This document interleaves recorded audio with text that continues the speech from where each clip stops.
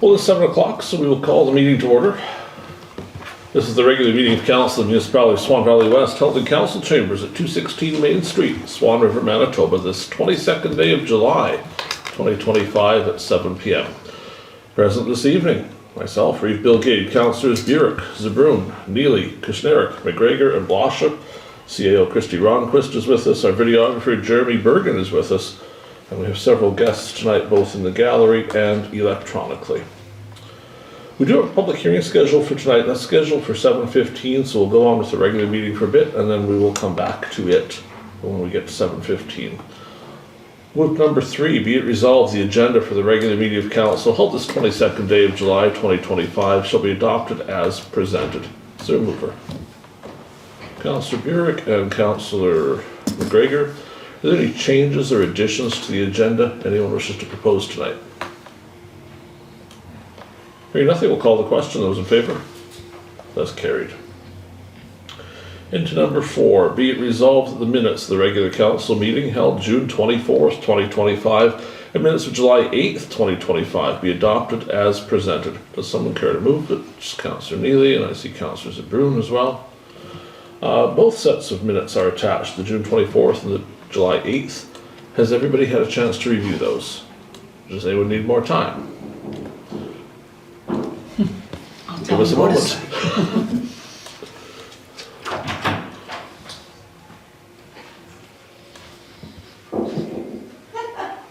Go to the side door. Okay. Scared them. Were there any errors or omissions found in the meeting minutes? Hearing none, we'll call the question. Those in favour? That's carried. Public Works tonight, we actually had our lead hand here about an hour ago. He was in and we had about a 50-minute version of the Public Works report from him. In summary, he reported that both mowers are back operating again. Work continues on some culvert cleanouts. Work on the splash park is continuing with the utility connections scheduled for the next week or so, with hopefully the rest of that being done in short order. We'll head to item number 8, finances. General Cheques 8.1.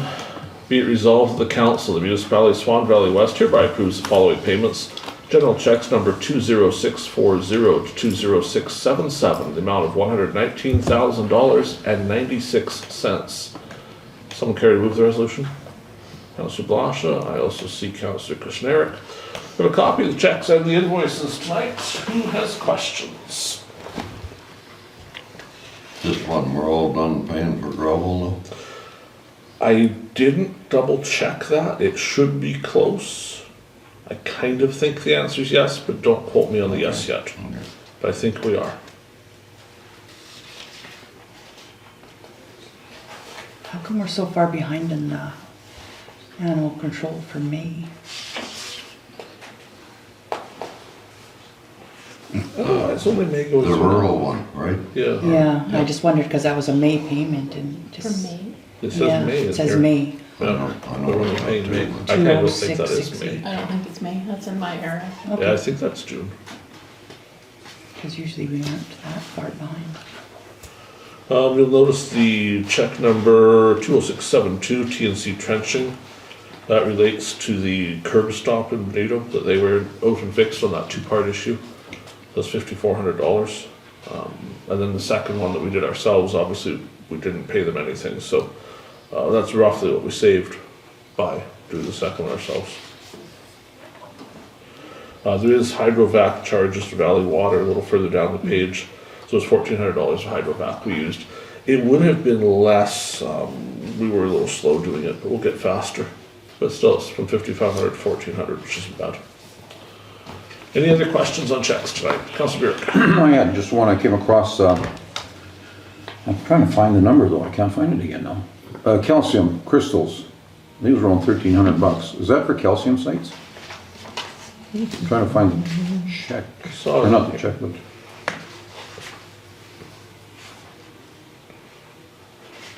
Water calcium flake right there, 2676 Valley Water. No, that's not it either. It was $1,300, I think. Waterford calcium flake, $155. Yeah, no, there should be another one somewhere here. Right on the bottom there. Right on the bottom? Well, on No. 206.76 for $155. No, there's one for 1,300. I'm just wondering if that's for calcium sites we put on.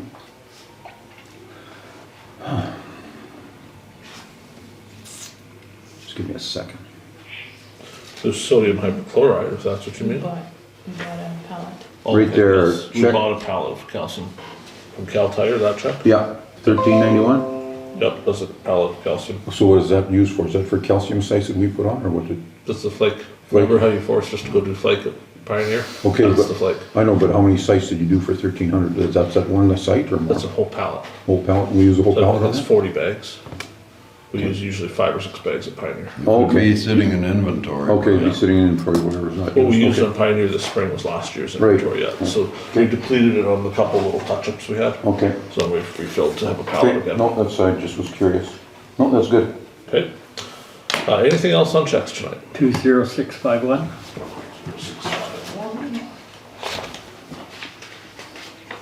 Is that a late payment or? That's June, so we approved that at the last meeting and then the payment's gone through. Okay. Yeah. And that's why I think that rule one should have been June too, because we approved them both at that meeting and then they're both going through now. Okay. Anybody else? Okay, hearing nothing else, we'll call the question on the resolution. Those in favor? That's carried. We do have it on the agenda, but we're not presenting bank reconciliation tonight. We're still not 7:15, so we'll head into general discussion. 9.1, Municipal Assistant. So as you folks know, this is its 3rd time appearing on the agenda. We can provide a little bit of an update. The town of Swan River has met and discussed whether or not they're in favor of it, and they were unable to come up with an answer. So they have referred the matter to the group of 4 CAOs, of which one no longer exists, so it's now a group of 3 CAOs, to discuss this further. To which our CAO has somewhat deferred to the person who wrote the proposal in the first place, which is me. So we're attempting to arrange a meeting between our CAO, me, and the other CAOs to see if there's any possibility we could actually come up with an agreement between the councils. Any more word from the other 2 municipalities? Mountain is still fairly committed. The Minnetonka Disposal Municipality has disappeared from the face of the earth. We've heard nothing from them on anything lately. Which isn't terribly surprising now that they have no CAO. 9.2. This was a callback from last meeting. As you'll recall, we had a bit of discussion then, and everybody had some time to go home and think about it. So 9.2 relates to the next election, whether or not we wish to hold that at large or by the current ward system. We're required to make that decision and have it implemented 6 months before the election. If we want to stay with the ward system as we have it now, with the existing ward lines, we have to do nothing. If we're making any changes to that, the changes must be made 6 months prior to election day. So we've asked that council make a decision so that we know if we have to get something ready to change it or if we're simply leaving it the same. Councillor Burick, this was kind of originally your topic, so we're gonna start with you tonight. We'll go around the table. So we need to hear everybody's opinions to see where we're going. So you're Okay. first. Yeah, no, I just want to say when I first started on council, we were elected by wards. And the councillor that was elected in that ward, he was in charge of that ward. He did all the managing, the looking after it, he took all the complaints, and he looked after that area specifically. And if, say, a councillor to the south of me, that'd be Ward 5, I didn't feel, and we stayed out of each ward. Like, we were councillor elected in that ward, that's who you represented. Now, we still, last few elections, we are elected by ward system, but after the election is over, we are councillors at large. So that means that I can go to Benito, or if somebody calls me from Benito, I'd of course call Brad, because he isn't Benito, I wouldn't want to drive all the way to Benito, but I mean, we are councillors at large now after election. So really the ward system, that map, is just for election purposes. Now, I spoke to a few people, not many. They like the idea of voting at large. You'll have an election day, you'll have a ballot. You could have 10 names on that ballot.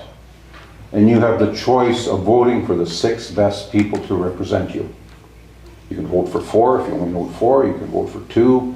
But the way it is now, by the ward system, you only vote for 1 person, and that's it. So it just, if we did go to election at large, it gives the electorate, the residents, how would you say, better input, better selection for who they choose to work for them or to run this municipality. So I don't know, let's, like I say, I haven't spoken too many, but people like voting for the 6 best people. That's what I have to say. Wants to be next. Councillor Blosha. I feel the same way Brian does. Actually, I would like to see it back. I would like to see it go back to at large. It's just like you say, we get a say in who we, in putting everyone at this table, not just in each ward. I'd like to see it go at large. We are at large. We take calls from everywhere. It's fairly uncommon how we got here. Because typically, every municipality was by wards at one time. And then many moved to at large, and some never have. But we went to at large and then we went back. Yeah.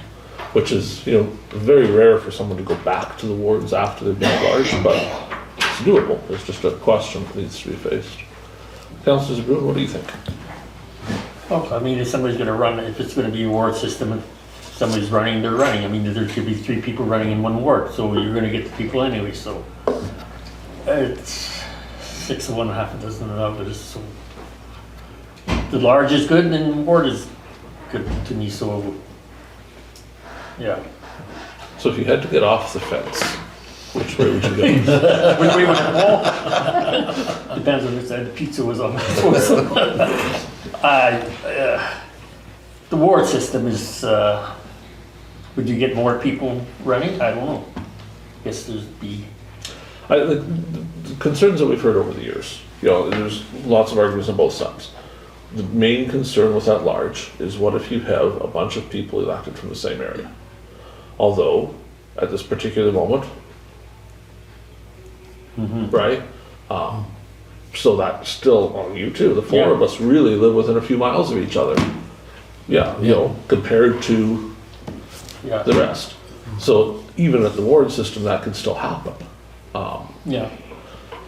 There's maybe more risk of it at large. I have always, my personal view has been that you sometimes have 2 of the best possible candidates for council facing off against each other. And you only get 1. Yeah, that's right. And you might have 2 of the people that maybe aren't as great. And you get 1 of them too. And it's great to have that representation, but sometimes you just kind of think, why did they run in the same ward when they could have run Well, and in then 2 you get different somebody who wards? doesn't want to run in a certain ward. It's better if it's all at large. Everybody gets a say in it. Well, I mean, everybody say no. I mean, that's how we're running it now. I know, but you only get to put 2 checks on that ballot instead of 7.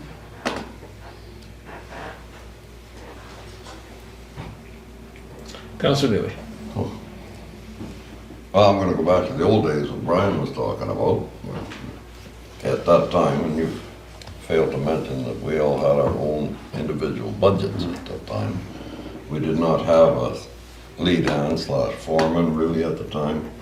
We had 1 gentleman that we all called upon when we needed things done. The time that we did go to at large, the complaint I got was, I'd like to have my own councillor. I want to have my own councillor. And I said, well, do you know so-and-so? Well, yeah. Well, I said you could phone any of us. Out of 7 people that sit on this council, most people in this municipality will know at least 1 of those people. Or somebody that does, it's, and we really don't have any control, like Brian said, to get work done in our particular ward. And even with the ward system, we still have to do what's in the best interest of the municipality as a whole. That's right in the books. It's there. That's our job. So I would think likely at large is likely would be my decision. Councillor McGregor. I think at large should probably be, as a ratepayer, I think I'd like to be able to choose, you know, the best of the best. I have a question though, does anybody remember why they switched back after they'd gone to at large? Was there, anybody remember why? That's what I was trying to figure that out too, why we went back, because I think it was after amalgamation we went to at large, or during amalgamation? The first election of Swan first Valley West election was was at large. Yeah. And then that council chose to go back to the ward system. And why I don't, Even after Melanie. yeah, Yeah. I don't know why we did. Because I think there was a lot of people were saying they didn't like the at-large system. Didn't like it because it was That was something too- new? Well, yeah, it was too But new. basically, yes, it was new and, Okay. you know, none of us like change too much. Yes. No, because I was gonna say, on that ballot, say if there's 8 people, well, one of the persons could be in your ward, for sure. So I mean, that's the person Possibly. you vote for. They could all be Plus, in Ward 1. could be all in Ward 1, Who yeah, knows? yeah.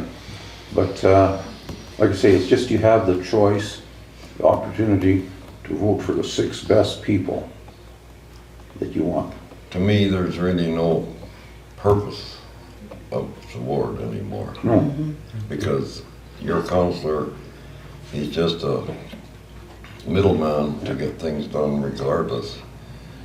With the union nowadays, which we never had back then, and things were a little different, but now we have certain protocols that we gotta follow and do all that stuff. So we're gonna take the message down the line until somebody actually gets the work done.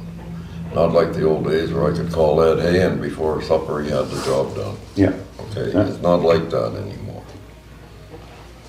So, in my mind, the ward system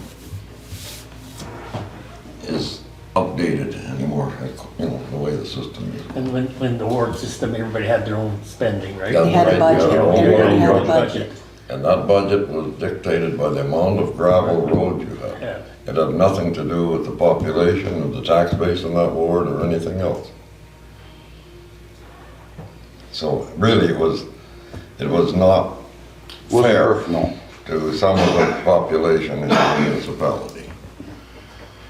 This way, I feel, at large, the job that most needs to be done will get done first.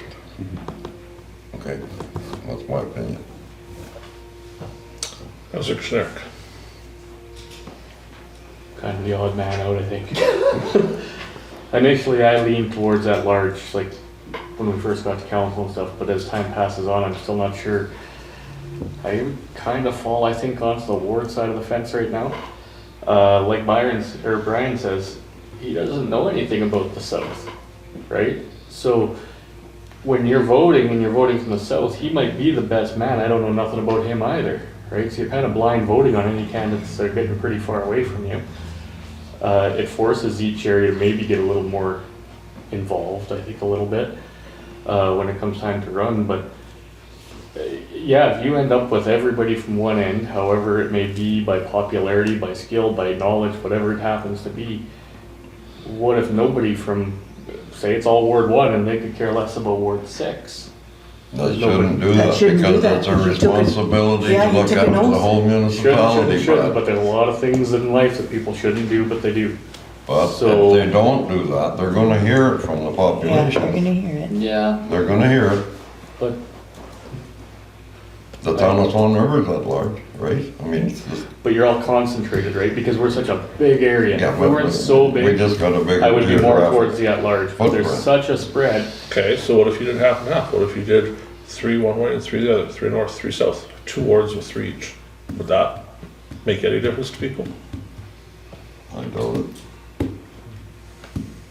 Like split it like we're doing like the gravel, like from the south half. Well, you take the existing wards, 4, 5, and 6 would have 3 councillors, 1, 2, and 3 would have 3 councillors. If you're in the south, you'd vote for this batch of people, the north, you'd vote for that batch.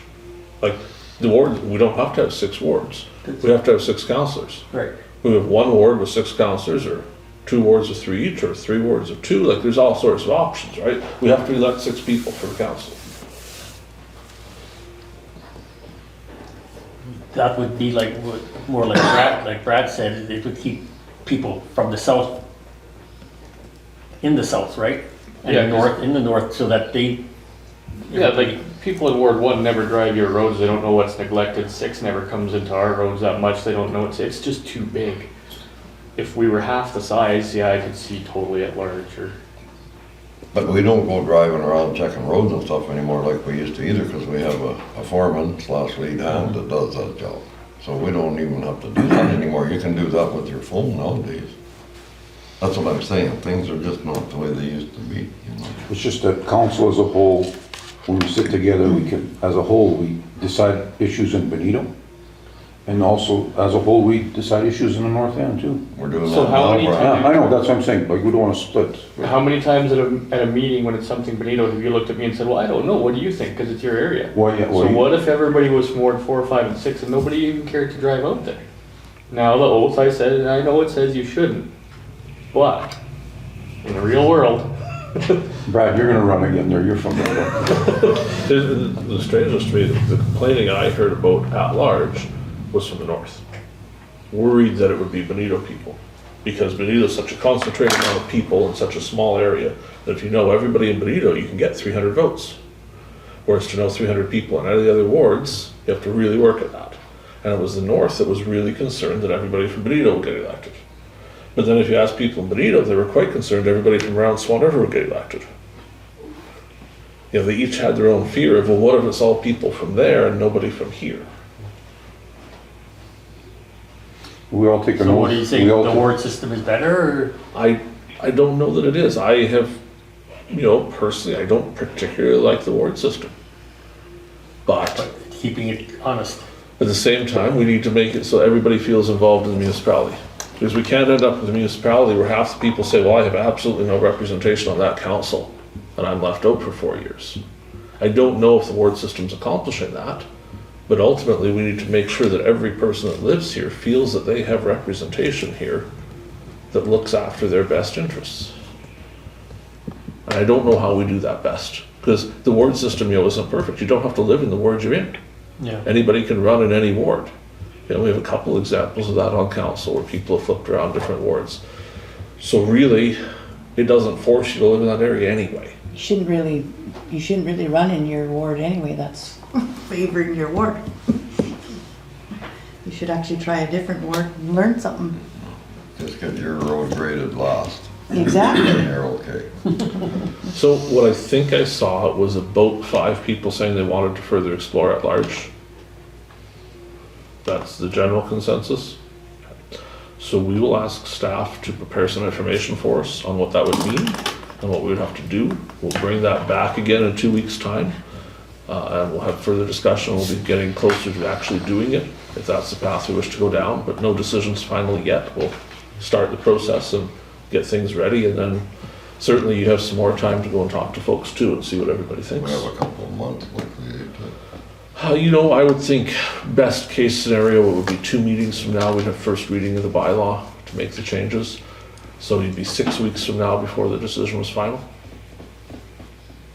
You know, best case scenario, if anything goes wrong along the way, it would take longer, but that would be as soon as it could be. Yes? But just in closing, like I said before, it gives the residents the opportunity to vote for the 6 best people on that ballot. You could have 10 names, you could have 8 names, you could The have, people they feel are the 6 best. I'm saying, Yeah. this way you have, instead of just Yeah. going to a polling station voting for one person, that's it. I mean, it's happening forever, but just, it gives the people that privilege to have the 6 best people. That's the way I Okay. Thank you for the discussion. We've got what we needed tonight. We're going to move to number 2, the public hearing. Be it resolved, we adjourn the regular meeting of council to attend the public hearing for the kennel permit application at 7:24 p.m. Someone to move the resolution. Councillor Neely, and someone to second it. Councillor Zbirun. Any discussion? All the questions, those in favor? That's carried. So we'll call to order the public hearing for the kennel application tonight. We welcome the folks in the gallery, of which we have many tonight, and I'm sure many of you are here to talk about kennels. So the way this works is we will hear from anybody that wishes to speak tonight on the application. If the applicant wishes to speak first to kind of extol the virtues of it, that's fine, and then we'll hear from everybody else. Otherwise, it's just a free-for-all of who wishes to go. Do you want to make some? Yeah. Come on up. Council has kind of seen this application already, so we don't have some of the details of it, but for the benefit of everybody else here, please explain the whole thing so we all know what it is. So it's, I guess. Excuse me, what's your name? Braden. So it's a kennel application, but it's not for an actual kennel. It's because I have over the amount of dogs that you're allowed, which I didn't know about at the beginning. We've spoken to quite a few of the neighbors that we could catch, and they've all signed off on it, that they're saying they're okay with it. The only reason we have so many dogs is because we kind of, I guess, missed the mark of getting our one fixed in time. So they're all fixed now. There's no more puppies gonna be coming or anything like that. We've built a big enclosure for them with a great big dog house and stuff like that. All we're looking to do is to be able to keep them. And we're not breeding, we're not doing anything like that. We're not housing anybody else's dogs or anything like that.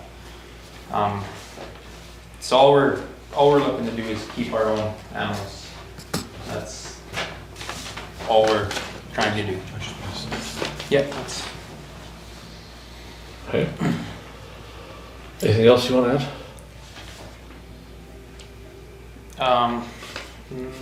I think that's about it.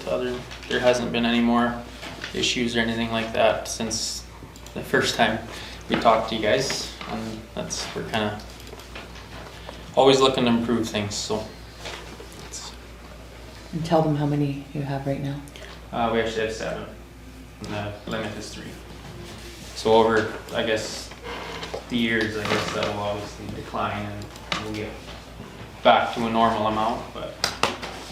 And the female had pups and you couldn't get rid of them. Yeah. And you didn't have it in your heart to put them down. No, Right. or give them the kennels or anything like that because they're overcrowded and stuff like that. So yeah, I'm just a big animal lover. That's all. This is really. All right, thank you. Does anybody else wish to speak either for or against? Come on up, but please introduce yourself so we. I'm Claudette Wrong. I live across the back from his place, and his dogs have run into my yard, and they're big dogs. I've had one jump on me because it got too friendly. Good thing I can stand firmly on my feet, that I had to keep pushing it off, and come through my garden. And I realized lately that they have contained their dogs. And it's good that they're trying to keep the 7 dogs. My concern is, are they really happy in the small area that they're in? And I heard that they were supposed to build a perimeter fence. Well, they have about approximately 1.5 acres, and the other part is just a field. So if to make those dogs happy and have the freedom, they should have that perimeter fence all across their backyard to accommodate those 7 dogs happily. And I would be happy, and I think those dogs wouldn't bark so much if they had the freedom to romp that time of the day, and then at night put them in the kennel. That is my concern, and to make sure that they are contained, because I have an 87-year-old, just about 87-year-old sister, and if she's outside and these dogs come up to her, she can't defend herself, I can, but she can't. That is my concern, and that's it. Amen. So I want to try and paraphrase a little bit. Kind of the biggest concern is that they not get loose. That's number 1. Yeah, And then number 2 is the more space. yeah. And then how about the barking? Does that bother you at all? a Yeah, little bit? it does. Okay. It does, and they're one house and then all the other ones go. And it just needs one dog in that area to start barking, and all 7 dogs start barking, and it continues on and on and on, I like to be able to keep my windows open at night, but And thank God that the nights have been starting to cool down, but I don't think I should have to run my central air just to keep the barking at bay. So before these dogs moved in, was there ever barking there before, or is this new? No, there was, the previous neighbors did have a few dogs and they barked, but not all night long. Yeah, yeah.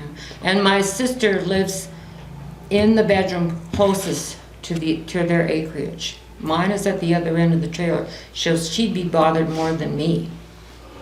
Does anyone from council have questions? Thank you very much for your opinion. Okay, thank you. I can skedaddle? Well, you're welcome to stay, you can go, whatever you like, your choice. My neighbor, 2 doors down, couldn't make it tonight because she's sick from all the smoke area, but she has a little dog. And to have these big dogs come on to that little dog, I don't know what would happen to her little dog. There's free roaming cats. You know, what are they gonna do to all these cats? Because there's at least three cats that I know around my area that are free roaming, you know, and I don't mind them free roaming because then that keeps the mice population down. I don't ever have to worry about it, or a mice or a rat ever appearing at my place because they're right there, you know, so, yeah. So there's that concern too. Okay, Yeah. thank you. Okay. All right, I will stay. I'll Sure, see. you're welcome to stay as long as you want tonight. Okay. Who else wants to? Sure. Are you guys planning on doing anything with that, acres, like with the other here, hay area? Are you planning on expanding that at all or anything, or it's just, is that your property too? Yeah, that's all. Oh, okay, cool. Are you planning on doing anything with that? Like, you're not planning on building kind of on that area? No, we're not like opening a channel or anything like that. So that land's just gonna stay right Yeah. Yeah, the way it is, yeah. And to add to the defense, I guess, we are going to get a big perimeter fence, like underground dog wire and stuff like that. And as for the noise, all of our dogs go inside at night, so they don't bark all night. So anybody else's that do bark at night, that's not us. Who else would like to speak?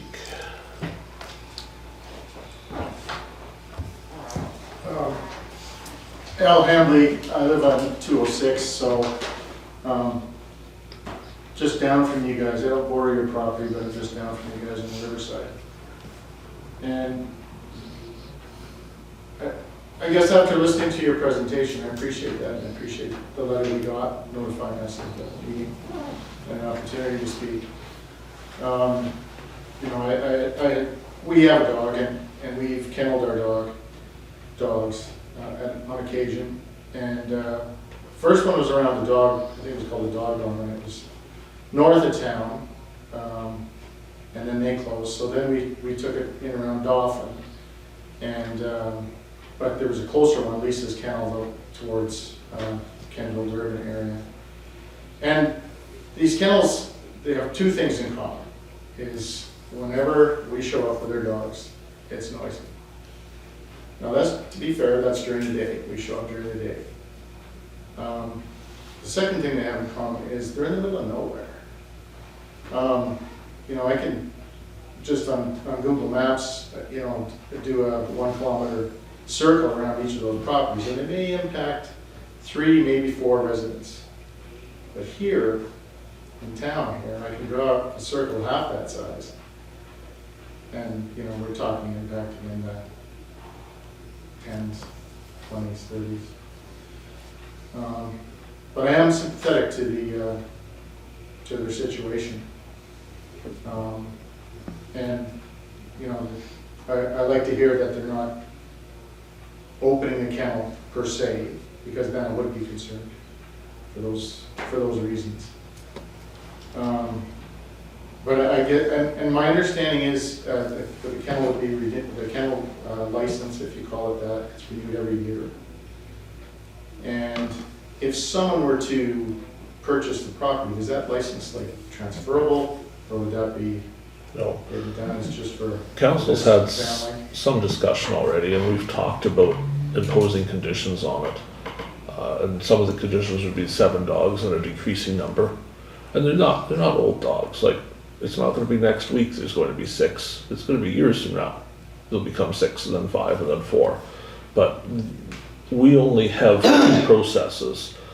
You're allowed up to 3 dogs. And if you have more than 3 dogs, we either have to make you get rid of the rest of the dogs, or the only other thing is for us to go through, and we call it a kennel permit because it's just a name, but what it is an opportunity for us to hear from all of the people that live around it, which is why we took that wide swath with the letters. We probably went a little further than we had to, because we want to hear from people, especially when it's in an urbanized type area. If we were out on the farm, and like you say, it's a mile to the next person, well, really, it's pretty cut and dry what council's decision would be. This isn't that. You know, but it's also not a commercial kennel. This is trying to solve this problem of 7 dogs, because I don't think anybody here in our discussion says, well, we want to go and get rid of 4 dogs. You know, especially not the people that own the dogs. But at the same time, we have this problem. The rule is 3. If the rule doesn't matter, then it doesn't matter for anybody. So we have to either find out, can we make it work in that area? And I don't speak for all of us, but in the conversations we've had, if we find that we can have enough conditions and enough rules that everybody in the area is okay with it, then maybe council's willing to try it. But if there's a bunch of people saying, we're really just, this isn't what we signed up for, we came to live in this area, we just don't want this here, it's tougher for us to say yes.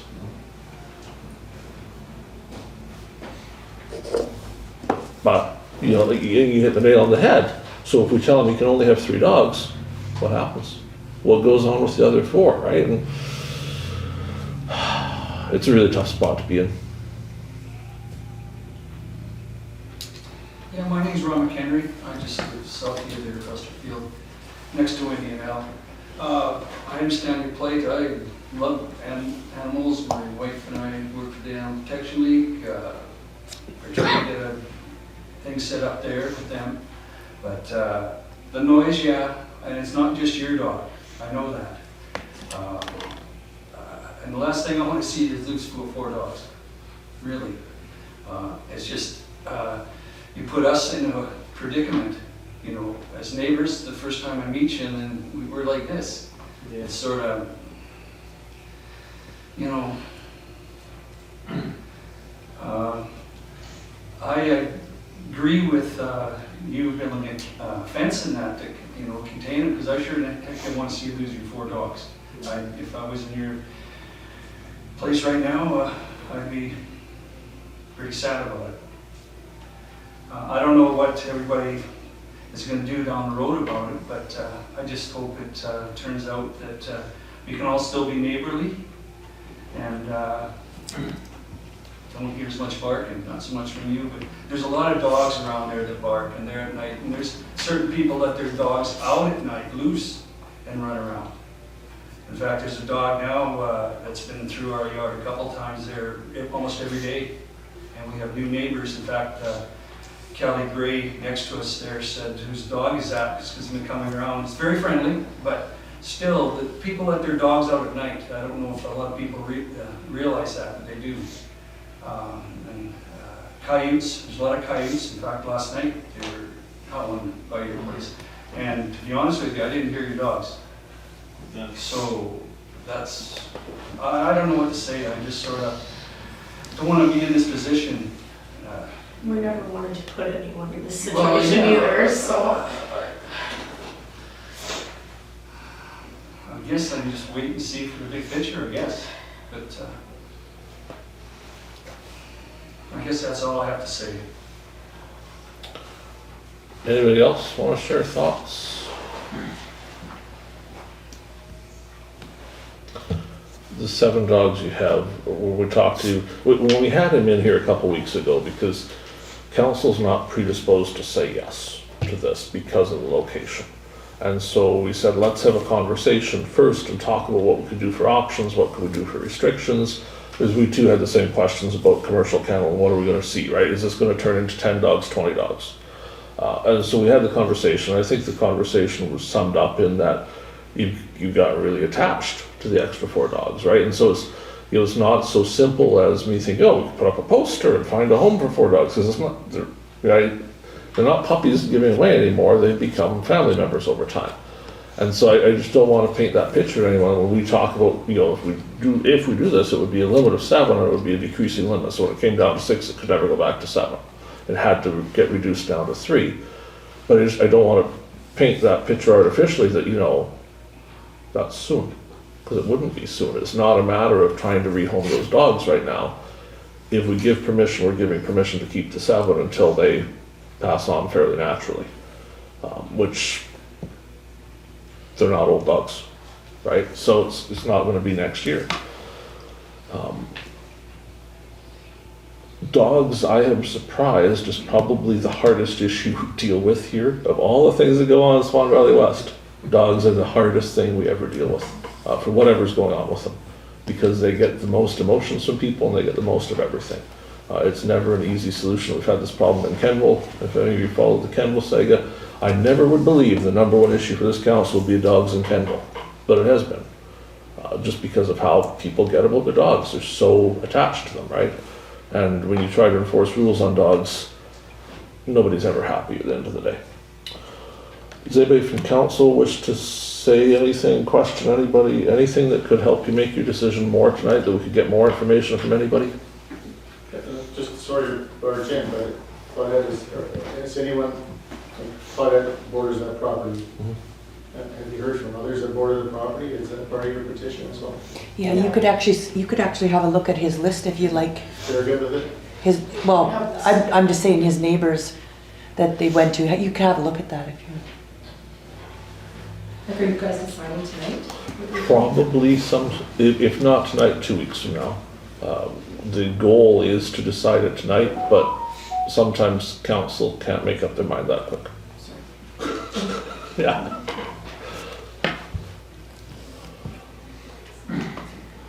So how big are these dogs?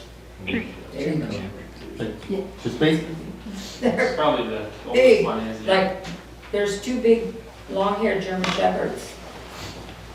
And it can jump right up to here on me. yeah. That's how big they are. And are they pups? Like, do they have? There's 4 that are around like medium-sized dogs, and they have like their own fence perimeter that they stay in. Yeah, and then we have like a Great Pyrenees. He's white. He stays on a cable, and at night when I'm at work, he goes into his own like dog house with our other German Shepherd. So they're always away when we're gone, and they go at night.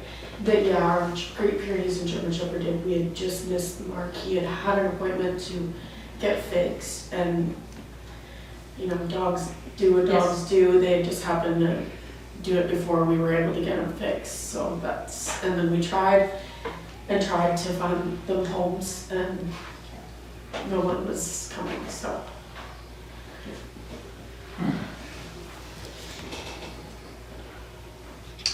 Anything else from anybody tonight? Reeve Gade. Yes? May I ask a question? I think it was maybe covered 2 weeks ago. Are these animals fixed or open? They're all fixed at this point. Okay, I would say that is definitely showing then that the owners are being very responsible.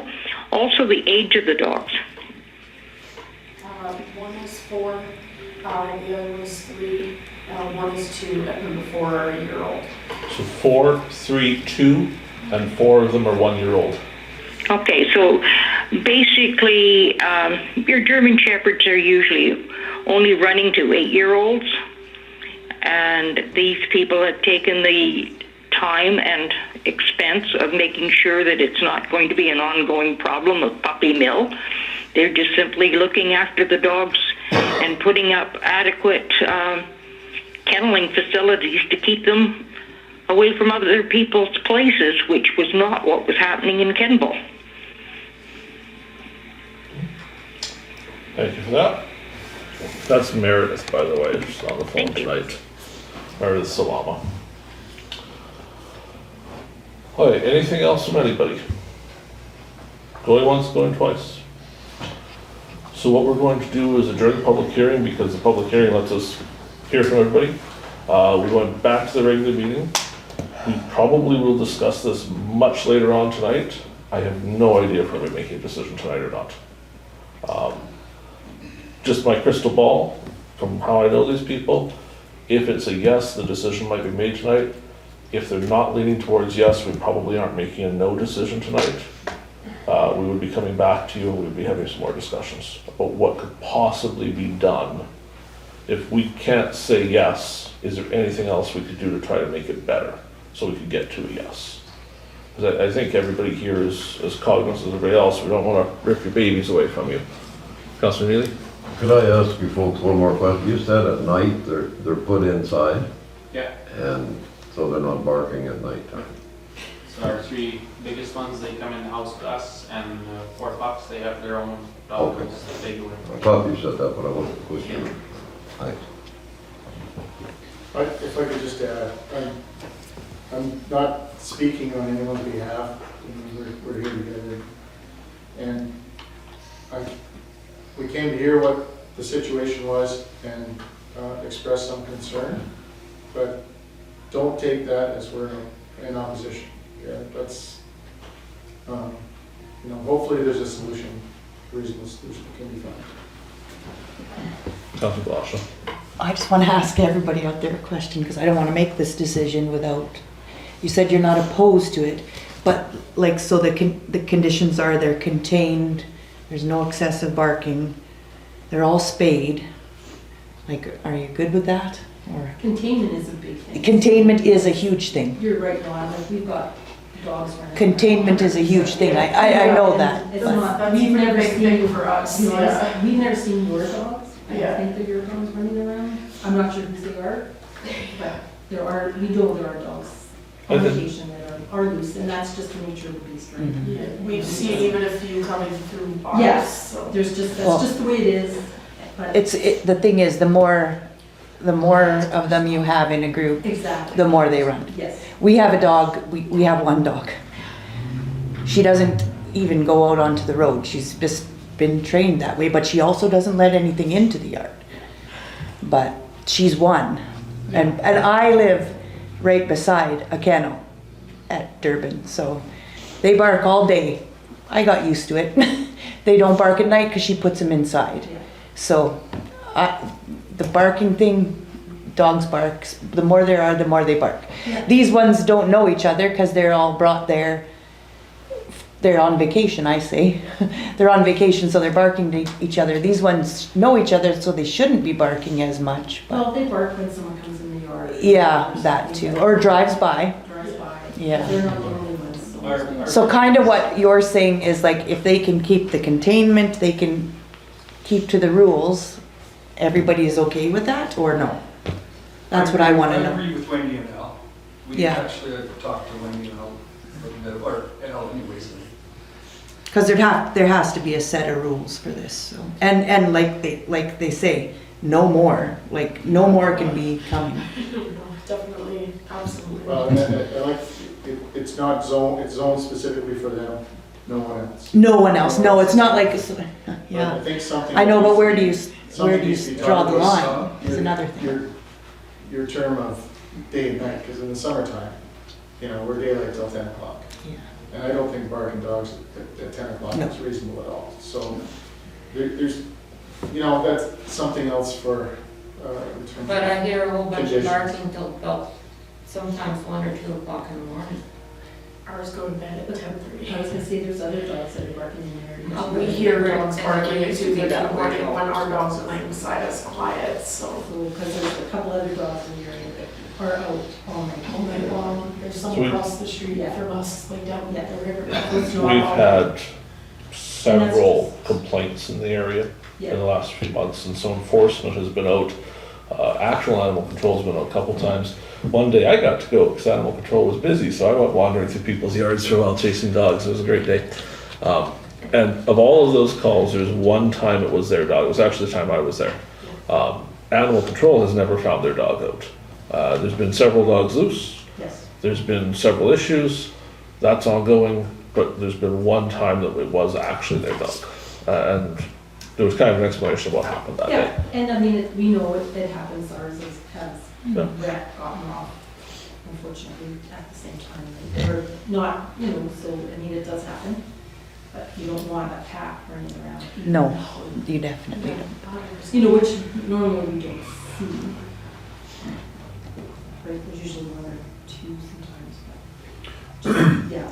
Yes, Burick. I was just gonna say, I have 2 German Shepherds that they're in the house all the time, like night and day, just let them out to do their thing, but I live a mile from Bozeman, and some nights I can hear dogs barking from Bozeman. Just, you know, Yeah. it travels, I mean, you can't, it's hard to control that. And, yeah, and then, again, as far as stray dogs, once in a while, we get a stray dog going through our yard too, and like I say, I'm a mile from town. Yeah. So I mean, it's kind of hard to control those things. I mean, they're doing their best to control it, so. Yeah, I can't say for certainty that we hear their dogs. Yeah. We hear dogs, just like our dog barks on occasion. Yeah. Well, I guess, like I said, we're always looking for ways to improve too, like to see what we can do differently to make it work for everybody. We were just concerned it was going to be like a kennel. Yeah, I understand the concern, well, because that's how it reads. Yeah. But it has to read that way. Yeah, no, that's fine, that's fine. Yeah, That was actually quite a few of the people we talked to. Yeah. Once They we thought explained this the was- situation. yeah, like adding to that number would not be good. No. No, that's why we Yeah. need to get information. No, not We not the never way want to that add is. from what the 3 we have either, so. The kennel out by my place is totally different. So, Yeah. totally different. Yes, yeah. Okay, is there anything else? No, I just needed to hear that, thanks. Okay, so resolution be resolved, this public hearing shall adjourn at 7:51 PM and the regular meeting of council shall reconvene. Is there someone to move the resolution? Councillor Burick, and I see Councillor Blosha as well. Any discussion? Hearing none, we'll call the question. Those in favor? That's carried.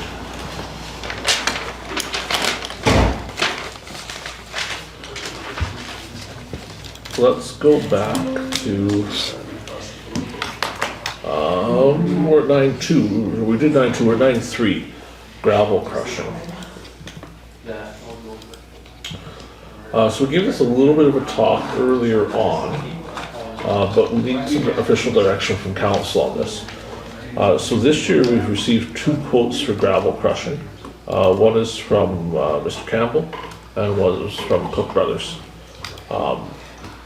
So I want some views from council. We've looked at the numbers a little bit. Cook's is probably a touch higher than Campbell's. There are some pits that each one have exclusive access to. So for example, Cook's pit by Benito there, is a little stonier gravel. They're the only ones that can really get in there to crush. Whereas Kane's pit, we can put either one in, and then up at Birch River, we really only have the option for Campbell up there, that particular pit, though there are other ones there. What is the thoughts of the group on what we should do for crushing this year? Rough numbers, we don't have a pile of crushing money left in the budget. We've got about $90,000 left in what we had budgeted, which won't be enough gravel for next year. Usually, and it's not for sure, some of those crushers would bill into next year, so they give us an invoice for January 1st, and we pay that with new money sometimes, if they can do the work in the fall just to get it done ahead of time. What's everybody's thoughts on, we did about 50,000 yards this year, we've used about 40, we have about 10 left. Thoughts on how much we should be looking to crush, where, who, kind of open forum for that. But we're gonna crush, right? We need to crush. Yeah. Yeah, we have to crush. It would be silly not to. No, oh, for sure. You said we have 10,000 yards left? We're about 10 on the ground. But we're going to use some of that up, Yeah. like Oh, we're yeah. patching away Yeah. at stuff, Yeah. right? It might not be zero by the end of the year, but certainly as things come up, we will be using it, So what do we think of 50,000 yards again? kind of thinking. I'd say do it again, same amount. Well, so what do we end up with 10, then we got 60,000, just in case. It's all inventory, right? So we'll It'll get spend this, used eventually. we'll spend this 90 now and then, And we're gonna see if there's any left in the hauling budget that we can steal from. You can look for some places where we can get a little bit here, a little bit there, if we have some leftovers. To try and get more of it paid Yeah, for this yeah, year. yeah. But some of it may have to be January 1st. Depending on what happens, like, we still have the GIS money. No. You know, and so here we are again with GIS not implemented yet. We might be able to borrow some of that for crushing this year. No, I say crush it, because I mean, if we crush it, it's sitting there, it's ready to go, right? We can just go. So I say crush. Councillor Blosha. Okay, so yes, we do have to crush, but some of the places where we need gravel, you're saying that the one we'd like to crush, he's not gonna go there. So in the Birch River pit we used this year would be Mr. Campbell's, probably Yeah. the only one with access. And we like that gravel. Yes, there is another pit up there that Mr. Cook could probably access. We've not seen the gravel, it's supposed to be similar. So it may be a possibility that the exact gravel we had in the north would be Mr. Campbell. Yeah, no, that's, In the south, we use 10,000 yards from Cook's pit, and only Cook's can crush there. So if we want that type of gravel again, that's the stuff that's got more stone in it and a little less fines, they would have to do it. The big question is Kane's pit, and remember that's a two-parter because our lease is over at the end of this year. So anything we crush until the end of December is on this lease. We are exploring extending the lease. We're talking to the family, working on that, and that'll come here at some point. I suspect it's going to be extended because we kind of like that gravel. But that's where we crushed 40,000 yards roughly. Either person can crush there. okay, that's what I wanted to hear. No.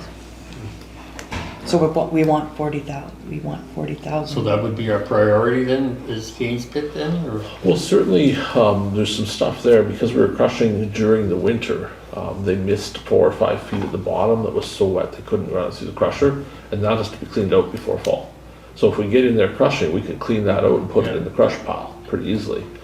But I guess the question is, do you want us to do it based on which one is cheapest? Do you want to, what are we looking to do there for how we pick who's going to Kane's pit? 'Cause the other two are kind of cut and dry. But Kane's pit, we need to make a decision on who does the crushing. And cooks are working out better now? So Cooks have historically been crushing 1 inch, even though we've been telling them 3/4 inch.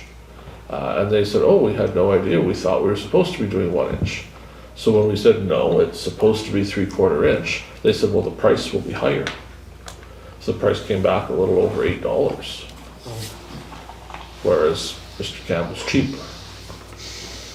So, and that's where we're kind of looking for that advice again. Do we want to just take the cheapest one of the two? Or does council wish to do something else? Mr. Cook did say if there was a lot of gravel one place, maybe his price would come down. But do we want to play the game where we start? Bickering back and forth, playing one against the other. Right, you know, like if this is your price and that's your price, do we just pick or do we start going and say, oh, well, they'll give it 10 cents cheaper? No, I think when you're given that quote, you have to go with I think so what they too. give you, and you can't be going back and trying to make a deal.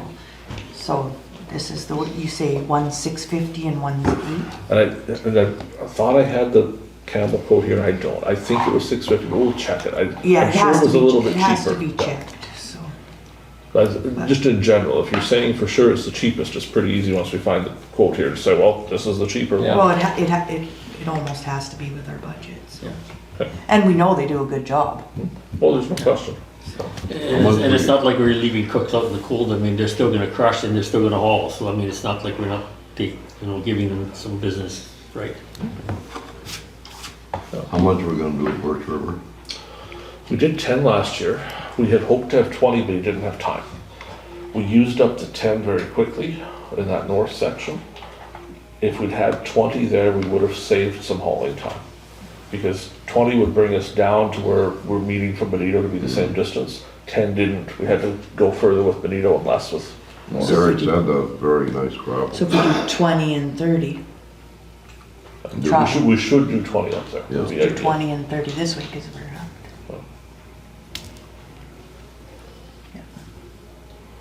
And who's doing that? Campbell's is There's doing it. Campbell's up there.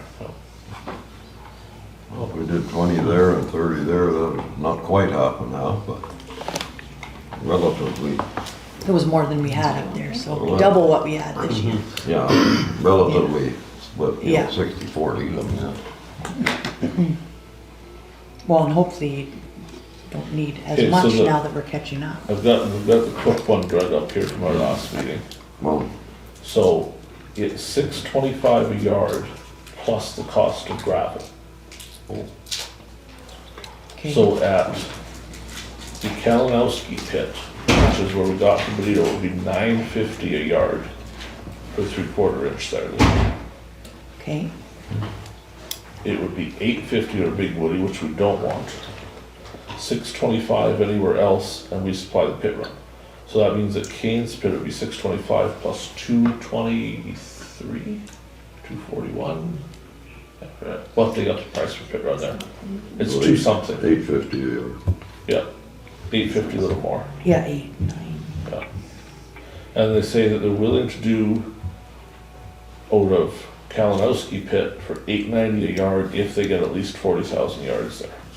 But we don't want We don't want 40,000 yards of that gravel. No. 10 is plenty of that.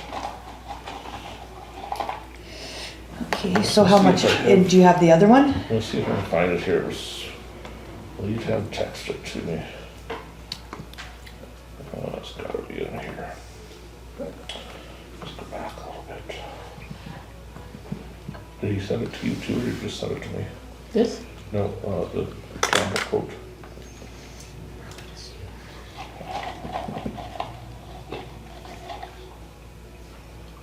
Search.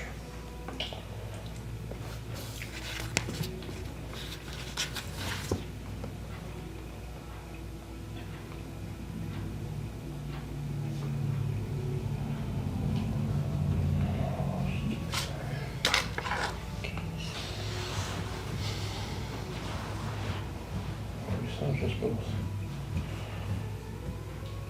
Search this one.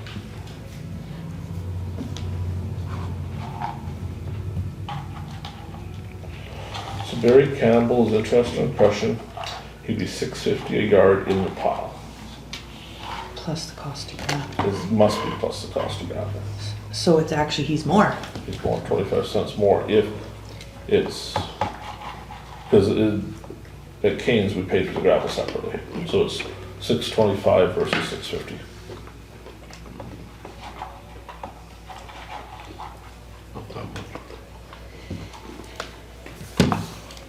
But the one pit, they can only crush in that pit anyway. Right. Right, Yeah. so Two there's of the no, pits, the there's answer's no, done. there's It's no the choice. big pit where we do the most volume, the question is who you Yeah. want there. Well, that's 40% of our volume, Mm-hmm.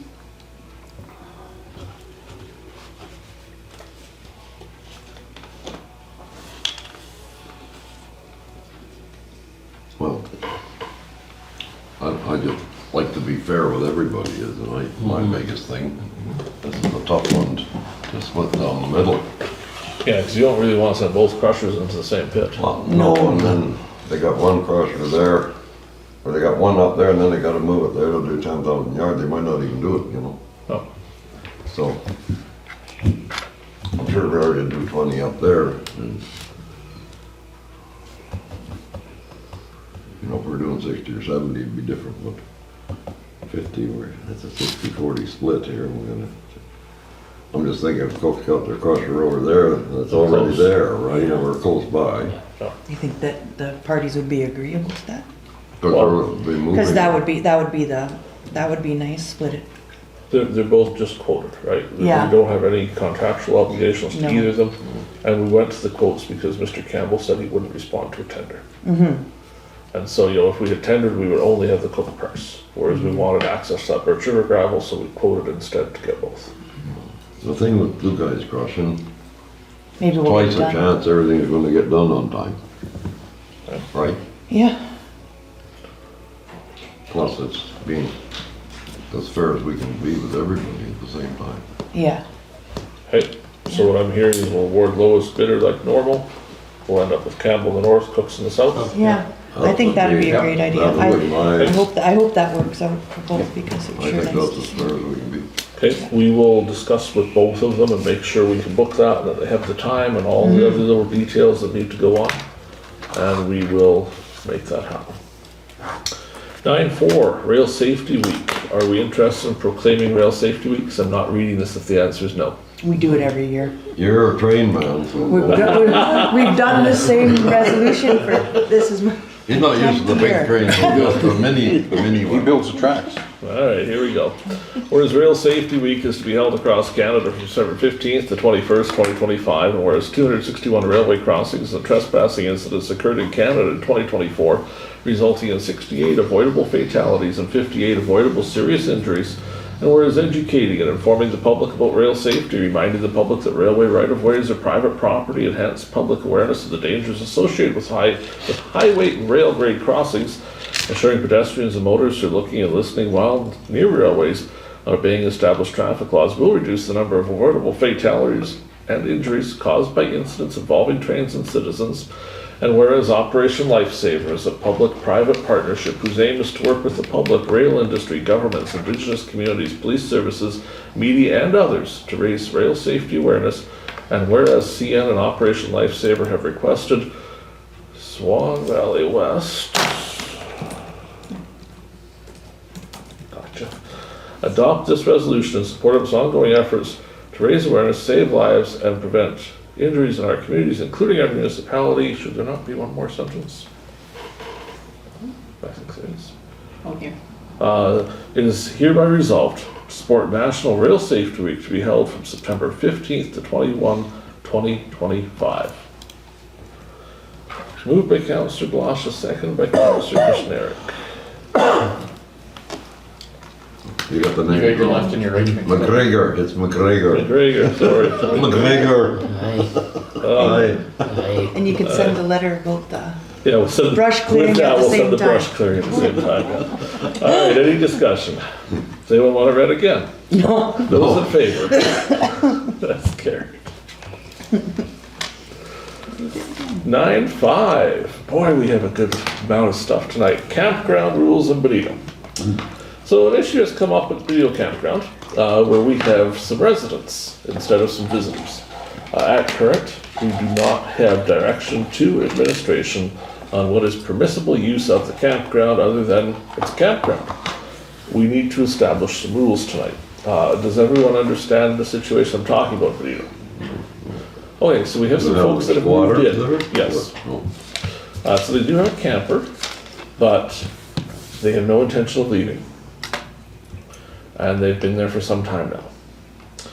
So the recommendation from staff is that we look at something like the provincial parks where we have a maximum stay of 21 days.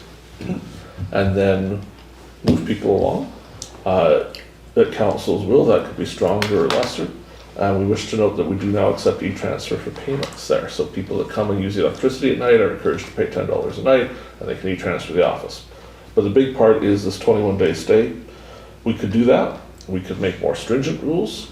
We could give administration discretion on just throwing people out if they don't think they're there visiting. What do you want to do? that's too long. I think, 14 days. I think a 14, yeah, 14 would be 2 weeks. even too long, 2 weeks. Okay, so this will apply to anybody that moved in after we make this law? It's going to be direction to staff, so it's not necessarily a bylaw or anything. It's going to be a resolution directing them to. Are these people actually paying the $10 a night? They have paid for some of their stay. Okay, Yeah. well, then going forward, this, I'm just gonna have to say like 2 weeks and then. Then they pick up and move for a day. Well, and then because come it's back. actually for people passing through to be able to stay there, or if you come to a wedding or whatever, you can stay there for the weekend. It's not meant to be a home for the summer. So would you want to say 14 days per year? Yeah. That would be fair. Like we can make exceptions, say the people from Flin Flon when they had to evacuate. yeah, for That's a total different, Yeah, that's an exception and we emergency. can make an exception. But when you're just parking there to have $10 a night power and water, I don't know. It's not right. Because then that takes up a space that someone passing through Yeah. that might want to stop and see what's in the community Yeah, if it is was- using. If it was full. Yeah, it's not meant a place to live. No, No. squatting rights. So, yeah, I say we, going forward, so like you say, that happened before. But going forward, I guess you get 2 more weeks, and you I gotta, think that, well, so Councillor Zbirun's saying he wants to know if the 2 weeks is starting today, Oh, yeah. or if we're saying you've already been there so long it's time to go. you almost have to start today since you started the new. Or should we grandfather You them can't. in and go back? Yeah. But I would be like looking to collect on the nights already stayed as well. No, actually, Bill, that's what I'm thinking is that they moved in there before we discussed this. So do we have any rights to tell them that they only got 14 days? It's municipal owned private property, so we can evict at any time. It's not a roadway where it would be a kind of different thing if you're parked on our shoulder, which we still have recourse. But this is municipal owned property that is run as a campground. So we could, and there have been, I don't know how far we can go with the meeting, but there's been some security incidents there where the RCMP have been called. Probably the recommendation, if I get some view on that, is you've been there more than 14 days, you've got a day to leave. Because we can't, what's been going on there, and I haven't heard it directly from the RCMP, I've heard it from other folks. If half of what's going on there is true, it's time to move along. Well, then that's different, I didn't know that. Yeah. That's different.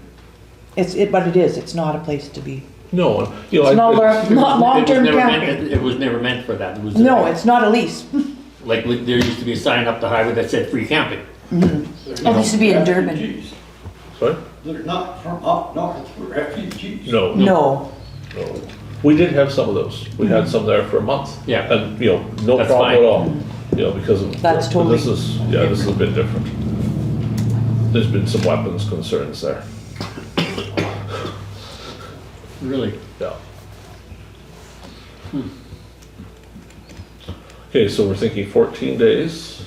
So I've I think written it that's this way. generous. Whereas Benito campgrounds for the use of travelers and visitors to the area, be it resolved that campground stays shall be limited to 14 days total per year per camper/family. What we're trying to capture there is you can stay for 14 days, you can stay for 7 days and come back for 7 days later. But 14 days in a year is about as long as you're welcome. And after that, it's time to carry on. Is that workable for everybody? Okay, is there someone that wishes to move the resolution? Councillor Kushniryk this time. And someone to second the resolution? Councillor Blosha? RJ had his hand up, I think before me. Okay, Councillor Kushniryk, the other one. The other. I'm the other. That guy over there. Guy over there. Okay, any further discussion? Hearing nothing, we'll call the question. Those in favor? That's carried. 9.6, road allowance, trees in Benito. So an issue has come up in Benito on the south side along it's Nybert Bay and the associated other bay, the other name escapes me.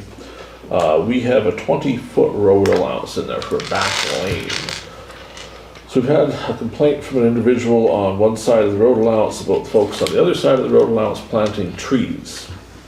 And that the trees may be too close. So we have been and measured, and it appears the trees are 1 inch to the good of the property line. For now. Till they grow. Till they grow. We have checked our bylaws. Our bylaws state that we have no required setback for trees in Benito. So as long as you're 1 inch to the good right now, we can't tell you to move your tree. There are some other trees on that road allowance. So I spoke to the individual that was complaining a little bit, and I said that we had no philosophical issue with trees on our road allowance being cut. But do not touch trees that are not on our road allowance because they're not your trees. So they're likely to cut one tree that is growing on the actual road allowance that's bothering them greatly. Don't laugh because you make me laugh. Will there ever be a back lane there? Well, there's a nice 20-foot place, there could be one. And they apparently wish to drive on it. So that's where I've left it with them so far. Does anyone want to suggest that we deal with that in a different way, or are you okay with that? No, I think the councillor in Benito should get in on this. yeah, I think you should go over there and cut down I've the. got hours in this one. I think that, the ward counselor should go over there and cut the tree. We began last night. Okay. And I think we're in general, we're okay for now. We're concerned about them in the future, but for now, we're good. You want the ward system? Yeah. All good. Okay, so nobody has objections to that, we're on the right track there, that's what we've told them, and I think that's going to kind of settle the issue, because the one tree that he's really mad at It's really is on our road. really on our road allowance. I think we're fine with him cutting it down if he really feels How it big needs is to it? die. Big? Oh, it's a bigger tree. Oh yeah, it's a nice spruce tree. Not nice that nice. I know how people feel about spruce trees, but it's on the road allowance. And so it's either the rule or Dig it it isn't out the rule. with a little Can you hole. dig it out and get one of them? There you go. Okay, moving on. 9.7, subdivision inquiry. So we've had a request for subdivision, but they've specifically asked council to take a peek at this before they file the paperwork and waste a bunch of money if you're going to say no anyway. So the highlighted section of this is 20 acres. It's not necessarily productive farmland in any way. They would have, what was it they were gonna do? Horses, chickens, cows, some weirdness there? Some cows. That's they were gonna farming. put there. So because of the rules, this will be over the 10 acres. We have to give it special permission. We're not supposed to if it's taking farmland out.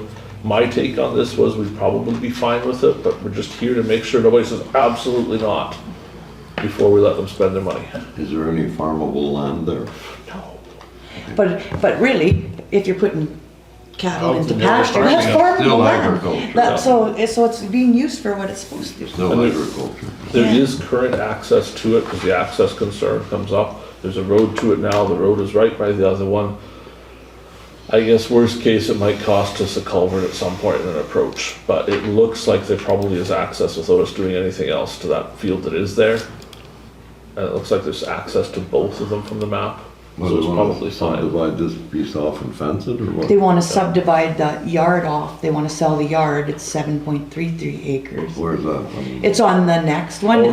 no. Right? No, that's a different subdivision. Oh, I'm This looking one at the only wrong has the one. picture so far. This one right here, Carrie. Yeah. it's Yeah, well, just I'm this looking green at, picture. which they say they're both the same. Yeah, 9.7 is yeah, I just see the a picture, yeah. But like you say, if they're putting cattle in there, it's still Yeah. farming. And I think there isn't a house there now. I don't know, were they gonna build a house or were they just going to produce cattle there? Yeah, it doesn't explain that. I understood that there was a house, but. It doesn't look like it by the picture.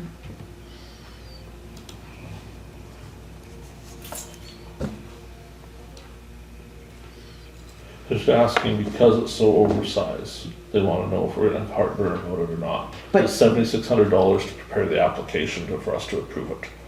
So they wanna know if we're just gonna say no because it's 20 acres instead of 10, they don't wanna waste $7,600. But I would think we're fine with this. Yeah. Yeah, well, but even by looking at it, you're not gonna go in there, you're not No. gonna farm that tiny little piece in there. That No, would it's just all be trees and such. silly. Okay, so we will communicate back with their representatives and tell them we're likely okay with it. They will spend the $7,600 and then we will see them here later for a final decision. Why is it $7,600? They have to survey it because it's such a weird site shape. So they have to do the whole survey of all that shape, then file it all with the province, then eventually it comes here for a yes or no. So, they're just wanting to not, and understandable, right? If we're gonna say absolutely not, Yeah. then why spend the I don't blame $7,600? them. Not a small amount of money. Yeah. Okay, 9.8, so this is an actual subdivision application that's been received.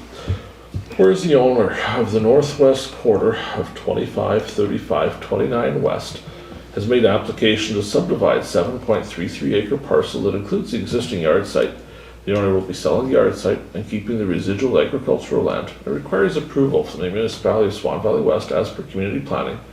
Whereas the council for the Municipality of Swan Valley West has reviewed said application, along with a letter received from Municipal Relations dated May 20th, 2025, and had noted that taxes on the property to be divided have been paid, and further that the municipality has no objection to the aforementioned subdivision. Therefore be it resolved that we do hereby approve the subdivision of the the above noted property, provided that all conditions and requirements are met as included in the letter from Municipal Relations. Is there someone to move the resolution? Councillor Neely, Councillor Blosha. A copy of the subdivision application is attached. That kind of explains all of that over again and has some mapping for you as well. As Councillor Blosha pointed out a little earlier, just taking the yard site off and having it separate from the farm. No other agencies have any issues? None that make a big pill of beans a difference. I'm sure if you give them some time, they could come up with something, but at the Hydro requires an moment, easement, but other than that. yeah, it's pretty straightforward. Any further discussion? Hearing nothing, we'll call the question. Those in favor? That's carried. 9.9, here we go again. The representatives for these folks are having some questions. In fact, there's even a letter from Municipal and Northern Relations. So this relates to the Steve and Melanie Bird property that we're fairly familiar with at this point. They're proposing subdivision, drawing that line down the middle. As we've discussed here before, there are zoning issues in that area. The development plan and the zoning plan do not match. Zoning indicates it's RR2, development says it's industrial. In RR2, they certainly have their space for it, but because of the shop being separate, typically we would not approve without a conditional use application having that shop be separate. So the recommendation, the arm of Swan River zoning bylaw does not allow for a standalone industrial shop in the RR2 zone, even though the designation is rural industrial area. If council's fine with the industrial shop as a standalone entity on the 2-acre lot, community planning has no concerns. Otherwise, council should amend the zone to accommodate the use. So does anybody have concerns with them subdividing that and having just a shop on the one half? Normally we'd require a house to be there with the shop. And once they split it in half, there'll be a house on the one side, and the other side will only have the shop. Feelings, thoughts on that?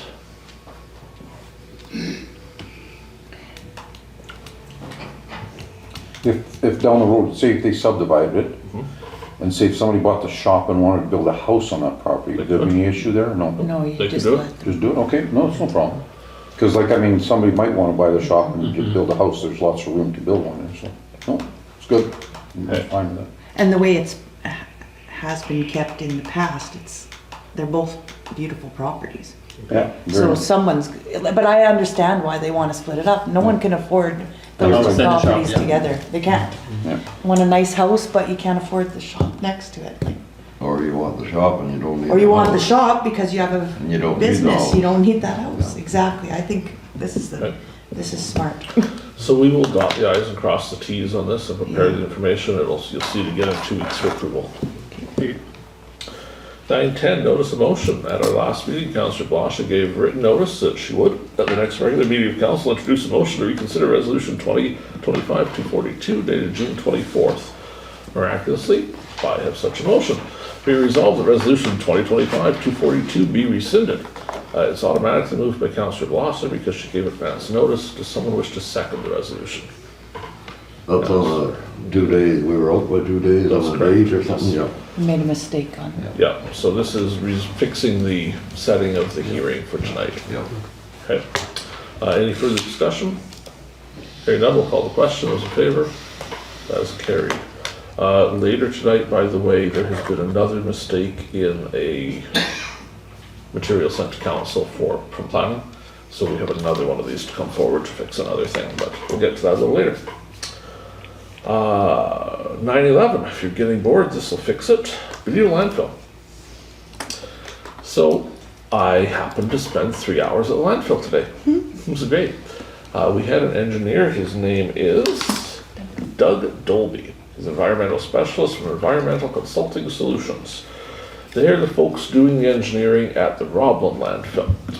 So remember we've talked before, but we had J.C. Cousins, then we've had this other guy, this is from that other group, and we were kind of kicking tires there. So they were in Roblin today doing work, and he could slip away for a couple hours. So he slipped away and came up to see us. Because I said, I think that we shouldn't make decisions without you standing here at this landfill looking at this. So I spent time out there with the lead hand and him. We walked the entire landfill, we took a bunch of pictures, we looked at all the options. He has a lot to say. So the Coles Notes version. He says we're insane. In a nice way. He cannot believe we're not charging tipping fees. So we looked at some of the waste that was there. We have accumulated all the waste from the PV Mart location. Because it's all been hauled to the Benito landfill. Because it's cheaper to haul it to Benito than it is to dump it in Swan River. So that is all now there, part of our problem. Including all those liquidation signs, by the way. If you want anything at 90% off, we've got all the signages now at the Benito landfill. from a business that is located in Swan River, pays its taxes in Swan River, and has absolutely no part of our municipality, but has hauled the stuff out there. And why is that? Because it was cheaper. And we have no rule against it right now. Anyone can just come and dump in that landfill. He is talking a lot about waste diversion. We looked at just some sampling of the waste that was there. So today, in the pile that had come in today, there was e-waste that's being put into our pit. There was printers there in the pile to go into the pit that should have been diverted out to e-waste, which was, and I know it only saves this much garbage every time, but it's that much garbage every time that should have been diverted. There was propane tanks in the main pit, which would be a fine if we got caught, so we'll be fishing those back out again, because people have been people, as per normal. We looked at some of the plastic material there. His feeling is that if we were properly diverting, we would be diverting about 70% of what is currently in the actual pit. Wouldn't have gone in the pit had we been properly doing diversion. But I said, there's some issues with that.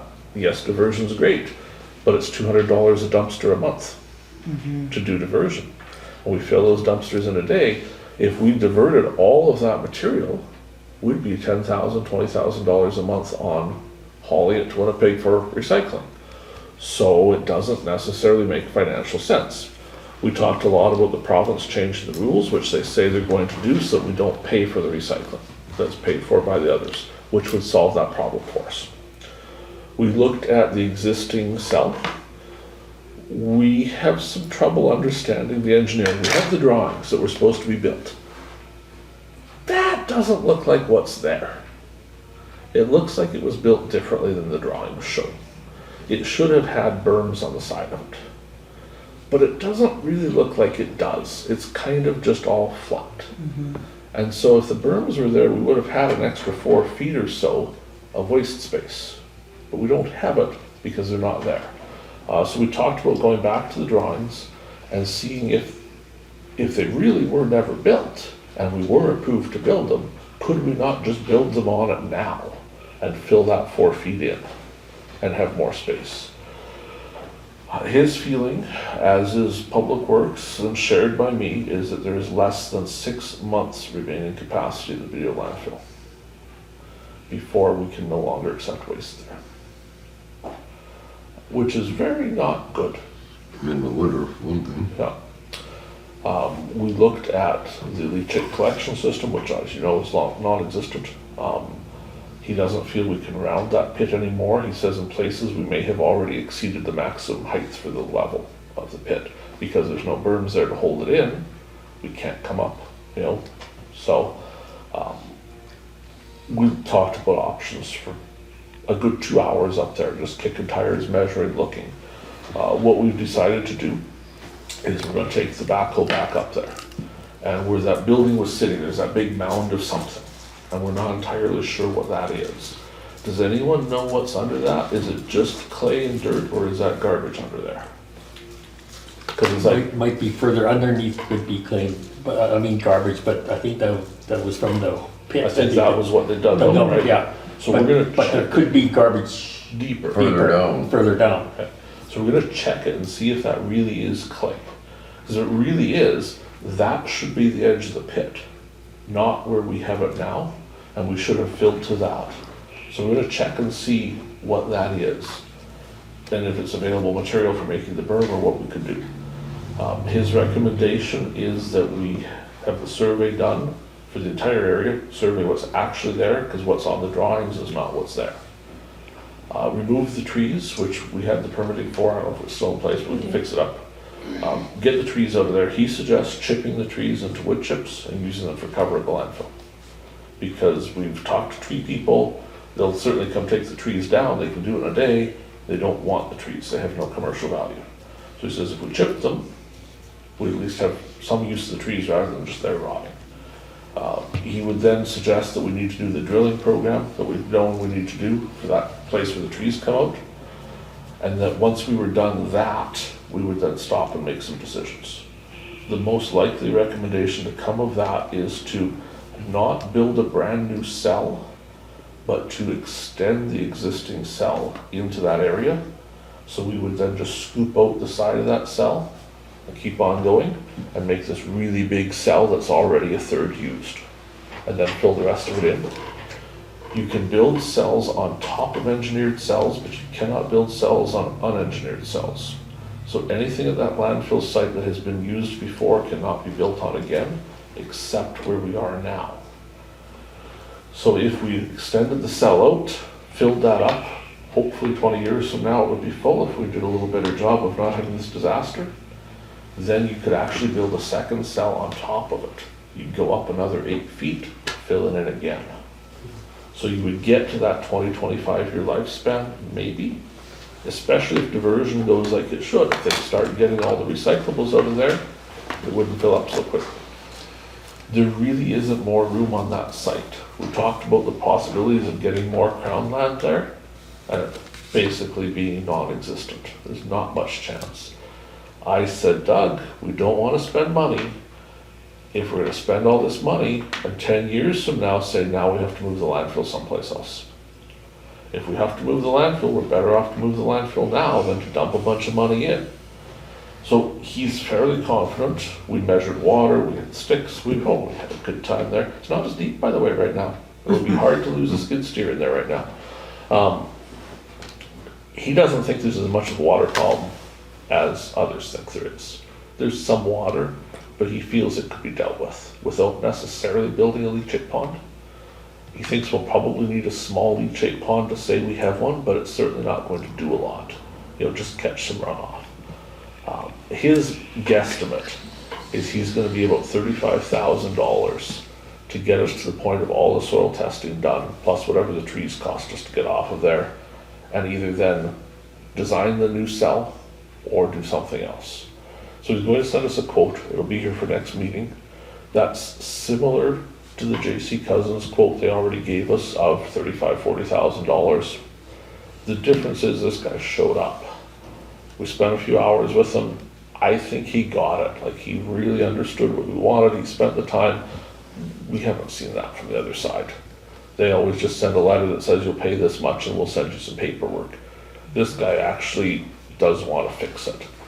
So when the quote gets here, I'm going to, give my song and dance for why I think he's the better option of the two. But that's what happened today. And you gotta remember now, we have someone at the landfill who's actually stopping you and showing, because I know someone who was there today. To go to 3 different places. Well, yeah, that's what you're supposed to do. Okay, yeah. But it's nice that there's someone there telling them where to go. Doug's suggestion is we tighten that up further. Right now, recycling is after the thing. Yeah. Especially once the provinces get sort of going with the new recycling program. We would put recycling before the shack. Mm-hmm. You would dump whatever recycling you had and end up at the shack, and at that point we would say, is that enough? Nope, you go back there and put some more in, or what's left can come in. So we would be policing that, no, you can put everything you can in the recycling bins the province pays for, and then just the last little bit comes in. But that's going to be, like, the province has been promising that for 3 years, and they haven't done it yet. So it doesn't mean they're going to do it this year. We just keep waiting. And until then, we're kind of hooped.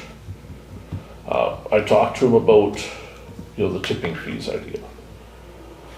I said, council's discussed this, and council's opposed to this. Council's view has been that we are a municipality, we charge this on taxes, you shouldn't pay to go to the landfill. But when you walk around there and see the amount of stuff that's coming out of Swan River businesses to the Benito landfill, it's hard to say that we don't have to change something. And I don't know what that is. Like, tipping fees is the easy answer, but everyone's gonna be mad. Nobody's gonna be happy if we start charging tipping fees there. But we have to do something that we're not taking waste from Swan River businesses. This is insane. Yeah, that their waste is getting hauled to Benito. We gotta change something there. And I don't know if that means we start checking where you're from, or I don't know where we go, but this is nuts that because we're going to be, he's conservatively thinking $200,000, $300,000 by the time we have space again. And he's also talking it could be a year or more before we have permission to make space, and we're going to be out in 6 months. Which means at that point we start hauling it all to Swan and paying to haul it there, to the tune of several $1,000s a month of garbage going to the Swan River landfill. You know, the idea that right now Swan River businesses are bringing stuff to Benito and dumping it there, and we're going to be paying to haul our own stuff to Swan River is not enticing. Well, I think almost a letter has to go out to them, that's, The rules allow it right now. The rules we have set say well, the this rules is don't okay. allow Saskatchewan residents in. But they come in. We don't do anything right now to check where you're from.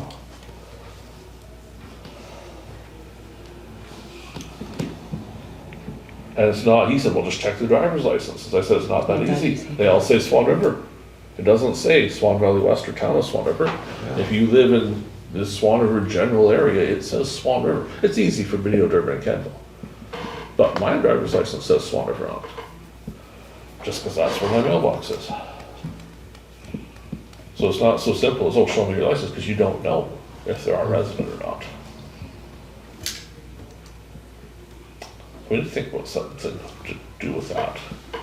One of the suggestions I liked, he said you should start trying to educate people better. Because right now the thought is just dig a hole, right, put it in, it's free. We talked about maybe holding a public meeting out in the Benito area, landfill options. Here's some options. We can close the landfill and pay to truck it all to Swan. We can dig a new cell. And I think we all know we're gonna dig the new cell, so it's not really about deciding that, it's about what's the cost of each one. And start painting that cost for people, say, see what it costs if we haul it to Swan, see what it costs to build the new cell. And maybe even go get the 90% off signs and bring them to the meeting and put them there. And say, this is what's in the landfill now. It's not even coming from here. And kind of see what we get from the public for view of trying to load this. So I think if we explain the issue to everybody, you know, if we just say, hey, by the way, there's tipping fee tomorrow, they're not gonna be mad. But if we explain, here's the issue, what do you think we should do about it? Maybe it gets people thinking differently. Thoughts? Yeah, how do you police that? It's easy, there's one, it's all or nothing, you know. You know, everybody pays, right? Well, like how much cheaper is it? You're trucking all that waste to Benito when you could have took it 3 minutes to Swan. You're gonna have to pay someone to truck it to Benito, like it makes no sense. Depends how big the truck is, I guess. Obviously, it was a lot of waste, obviously, because it wasn't that full before. That's too bad. It's very disheartening.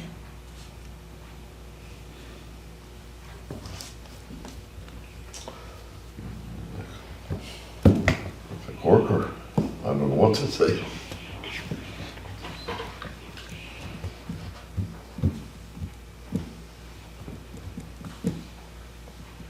Can we leave it for 2 weeks and think about it, or? It's the council way. Pardon? It's the council way to leave it for 2 weeks. No, but I mean, you're advocating. The dump will be full by then, but. Thinking for, Yeah, we don't The got, landfill, we don't huh? got 2 weeks. You don't call it the dump anymore. It's a landfill. It's a landfill.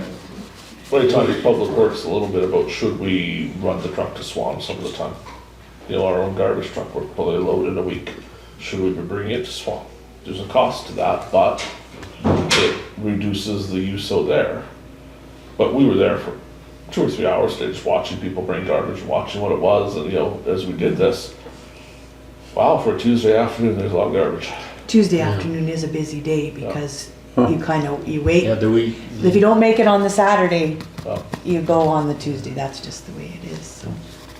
So. Probably half of what we watched thrown in there today shouldn't have got in there.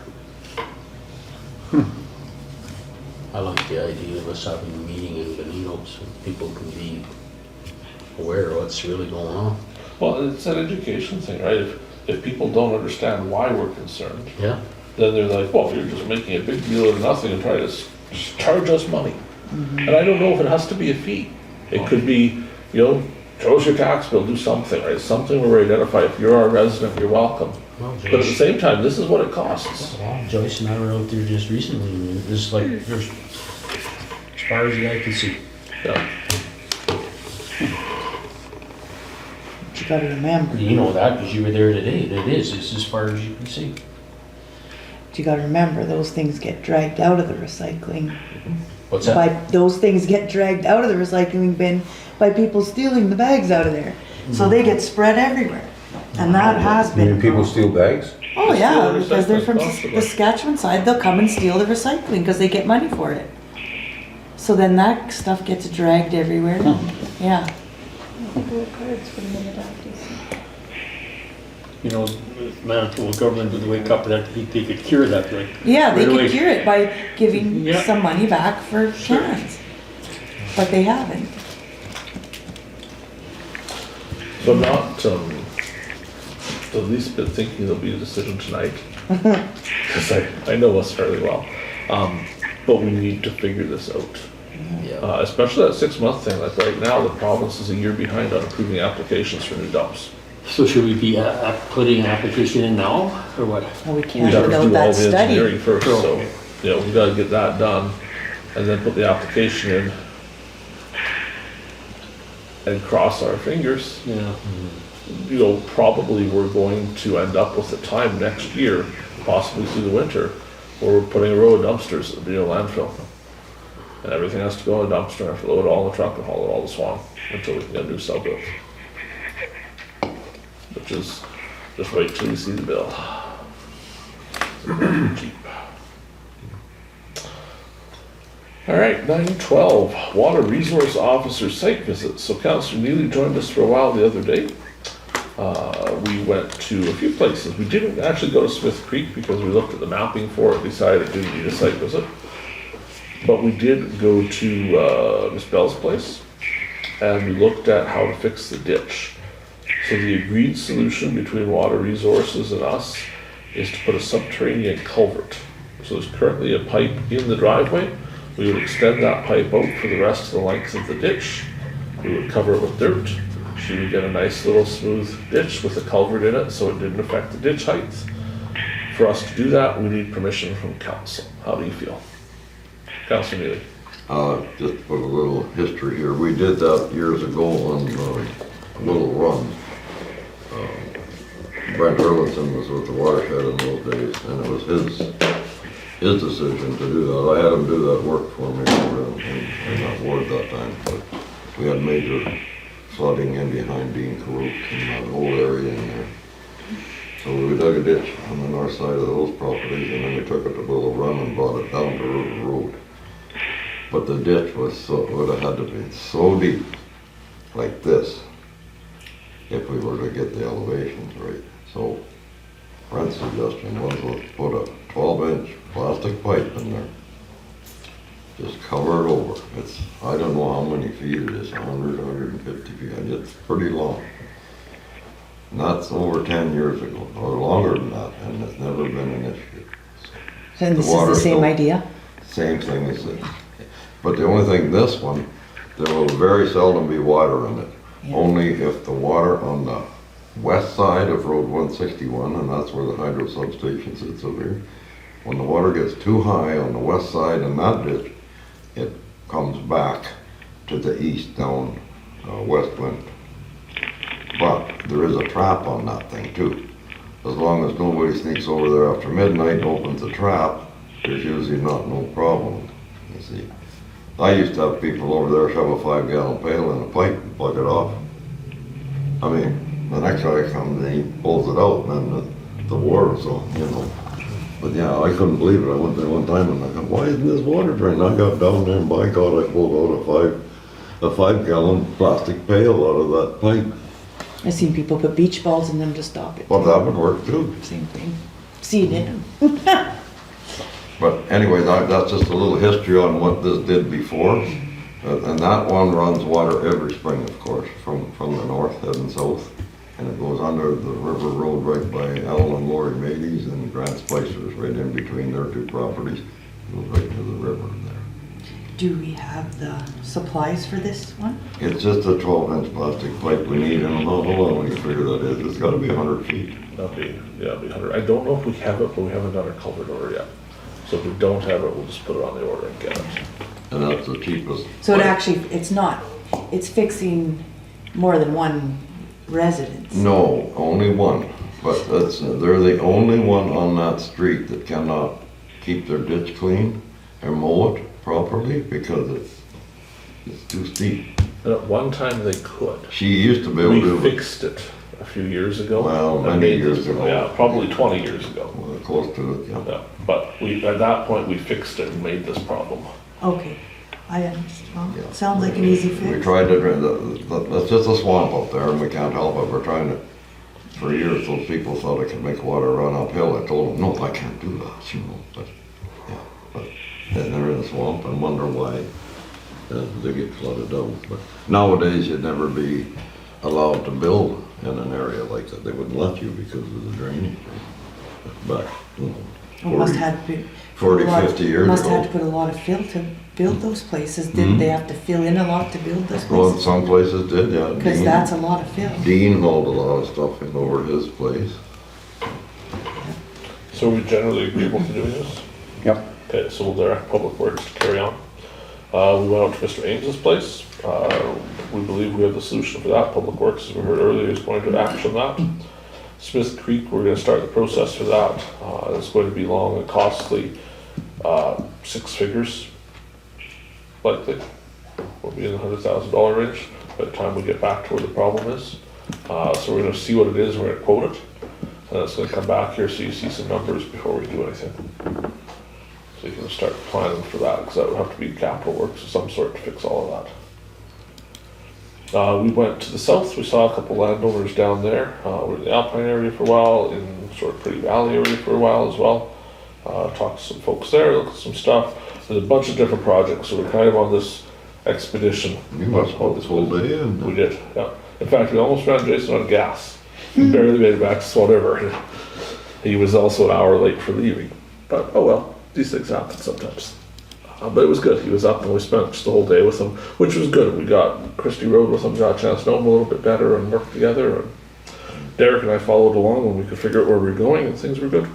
He knows what a cell booster is now. He does, yes. I mean, he's a lot smarter now that he rode around with us, isn't he? Well, he did speak about the roads. He was quite happy Yes, about he the was. roads.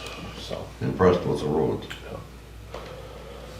So you're saying that Smith Creek, when is it gonna start? Like the study or the design, when is it gonna start? Like this fall or so winter's Mr. project? Chomsky is going to provide us the size of what the capacity is at Highway 10 crossing. Okay, Once we know that capacity, we're going to take it to Armtech and ask them to make that capacity all the way back. And they're going to tell us, with the depth of road we have, how many and how big those culverts are going to be. And they're going to get the prices. And it's going to be wicked bucks, because they're going to be huge. You know, in some places there isn't enough depth of road for huge. And so there's going to be a row of smaller ones. but it can't be really that huge compared to the pipe on number 10, under number 10. Well, It's the roughly, one before it has to be the same size. I don't know. And then unless you can prove that there's new water coming in, we have to continue back. Because on 163, we have, I think there's about 5 pipes there, isn't there? Well, 163, and there, and they wash floods, out. it washes out there too. And so, you know, clearly those aren't enough. It'll have to be at least twice that size to get to the design build for what 10 is. When we were in the south, we happened upon Mr. Thomas, who's here tonight. He is looking to do some changes to how some water runs out there. So Mr. Tomsky and the 3 of us, 4 of us, 5 of us had the discussion, maybe there's 6 of us by then, there's a lot of us out there, about these particular ditches. Now, I didn't bring mapping of it tonight. The question has arisen if we want to do mapping there. Mr. Thomas may or may not pay for that. That's neither here nor there really. It's the question of, do we want to start changing water flow out there? Are we wanting to entertain that, or are we not wanting to entertain that? Where does council want to go with that request?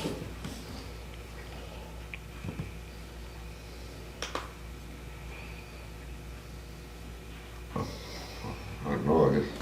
We can get, like, we didn't bring you a whole bunch of maps tonight, but we could bring you a bunch of maps and show you all of the spots and what the Yeah, I proposal think is. that, like, you'd have to Yeah, know. we're gonna know what the extent is.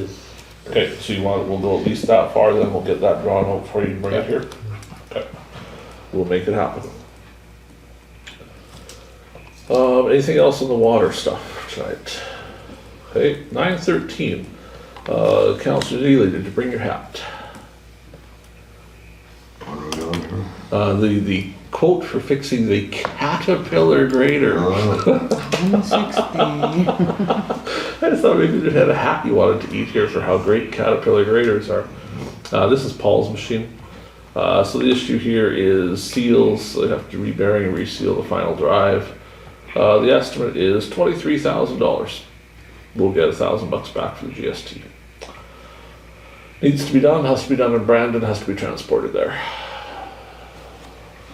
So Are we getting a machine in its place? Nope.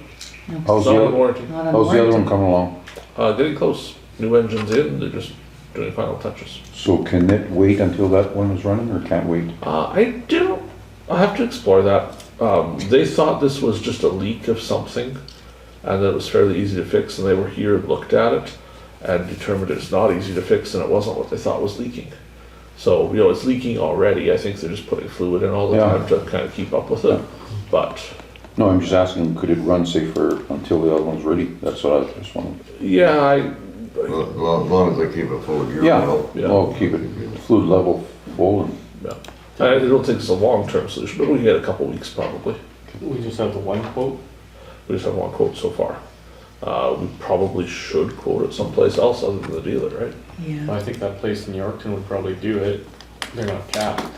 Yeah, we probably do the So same we work. could truck it over there ourselves. Okay. This would go to Brandon.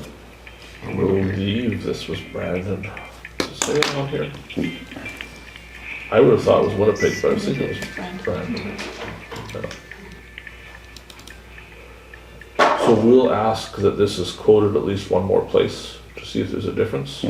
Okay. And then we'll kind of just pick which one is best to go, or do you want to see it again? Oh, I think you better pick which one's best to go. Yeah. Okay. We'll get her done. 9:14, Bozeman Cemetery. Letters attached to the agenda. We have a resolution. Be it resolved that the following grant payments as provided in the 2025 budget be approved for payout. Bozeman Cemetery Association, $500. So here we go again with one resolution per grant for the rest of our lives. I thought we changed that when we put it into our budget, it stayed that way.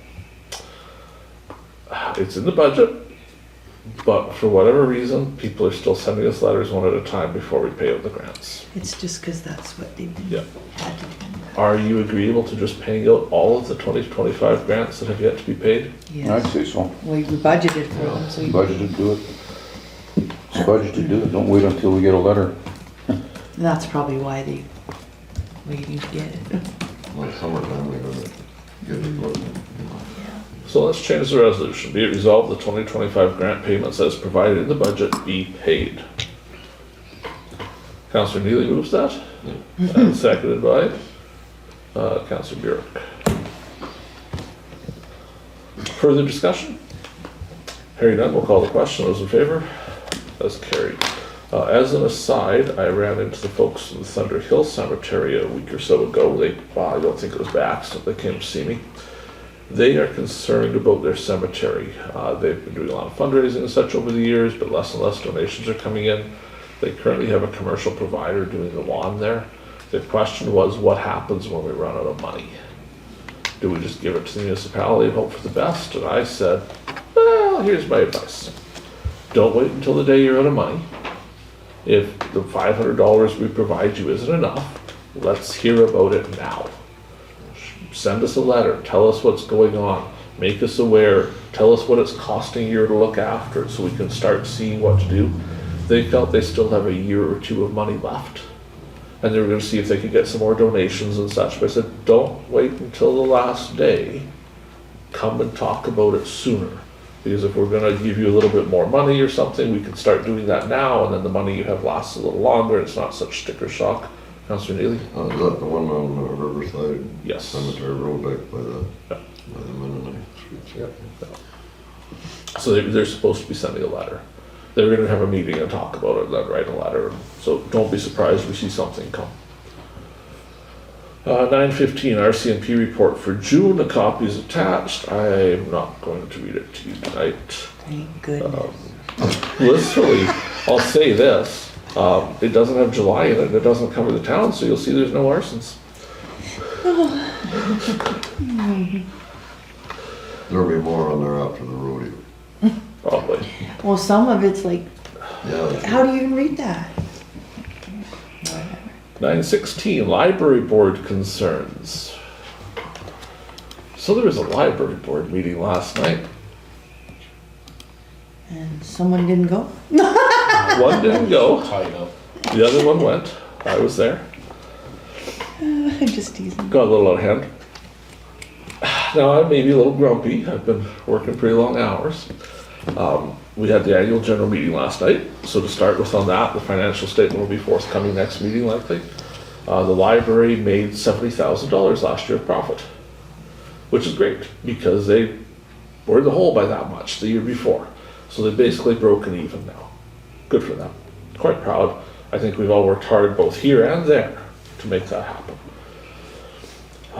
Nobody attended the annual general meeting except the board and the accountant, which is pretty typical. So then, after the annual general meeting, we held a regular meeting that no agenda had been sent out ahead for. No package of information had come out, so nobody saw what was coming. And item number 3 said Benito library hours. And when we got to it, they said, oh yes, we've decided to cut the number of hours the Benito library is open by half. And I said, you've done what now? They said, well, yeah, it's a small town, there's barely any people there, why would we have the library open? We're gonna cut those hours and move them to Swan River. And I said, no. Oh yes, they said, we could just go do that, we're gonna vote on that tonight. And I said, I don't think you should. Well, we can. And I said, well, can and should are very different words. I said, I think we have a council meeting tomorrow night. We should at the very least involve council in a discussion of cutting the library. So right now, Benito's open 24 hours a week. Their suggestion is to cut it to 12. Wow. And I said, I think council, my crystal ball, council will be concerned about this. To which I was told, it's not council's business. Actually. And that's when the wheels kind of came off last night, because I just wasn't in the mood for it. So I said, well, it is actually. We pay the bills. And so when we pay the bills for the library, we also get to say what happens at the library. So I pointed out that last year, Benito Library cost $74,000 to operate, all in, all done, all costs. That included the things that are split equally between Swan River and Benito. So there's some things that's paid for the library in general, at 50% to Swan and 50% to Benito, even though Benito probably doesn't deserve 50% of it. That's just how it's done because there's 2 branches. So $74,000 more than pays for Benito. Last year we put in $70,000 for the library, plus Public Library Services provides a per capita grant. That is to say that Swan Valley West is subsidizing the Swan River Library every year. And that's not wrong, because a lot of our folks go to the Swan River Library, not the Benito branch. But we're certainly paying all of the costs of Benito plus some. So we could operate the Benito Library ourselves for cheaper than we operate Benito and Swan River together. And I said, 24 hours doesn't seem unreasonable to me. We only have 1 staff member at a time working in Benito, except for 1 hour a week, they both are there. So they can have a meeting once a week about what's going on. So it's 2 people split the job, basically. It could be 1 person work 24 hours, but it's always been 2 at basically 12 hours each.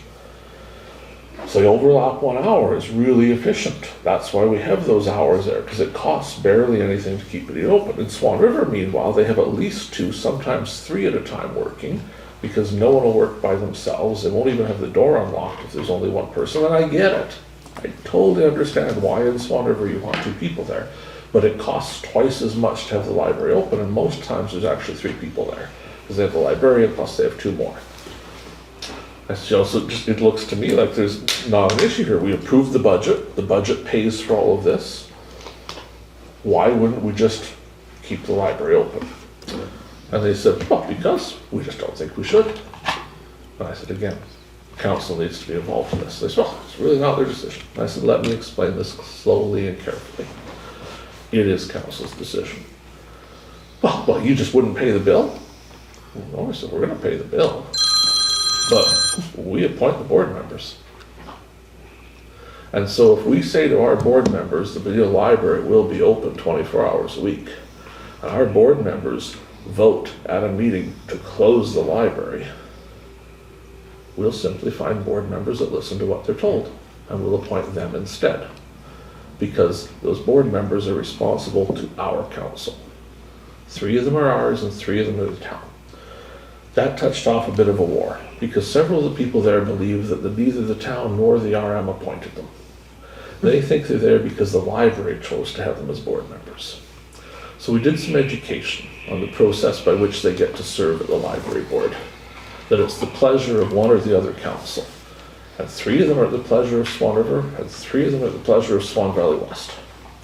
And if they push as hard as they want on closing Benito, they will find that there will be 3 people from Swan Valley West that vote against every single resolution the town wants to pass, until there's a solution for the problem. But we'd prefer not to do that, because reasonable people wouldn't cut the hours at Benito.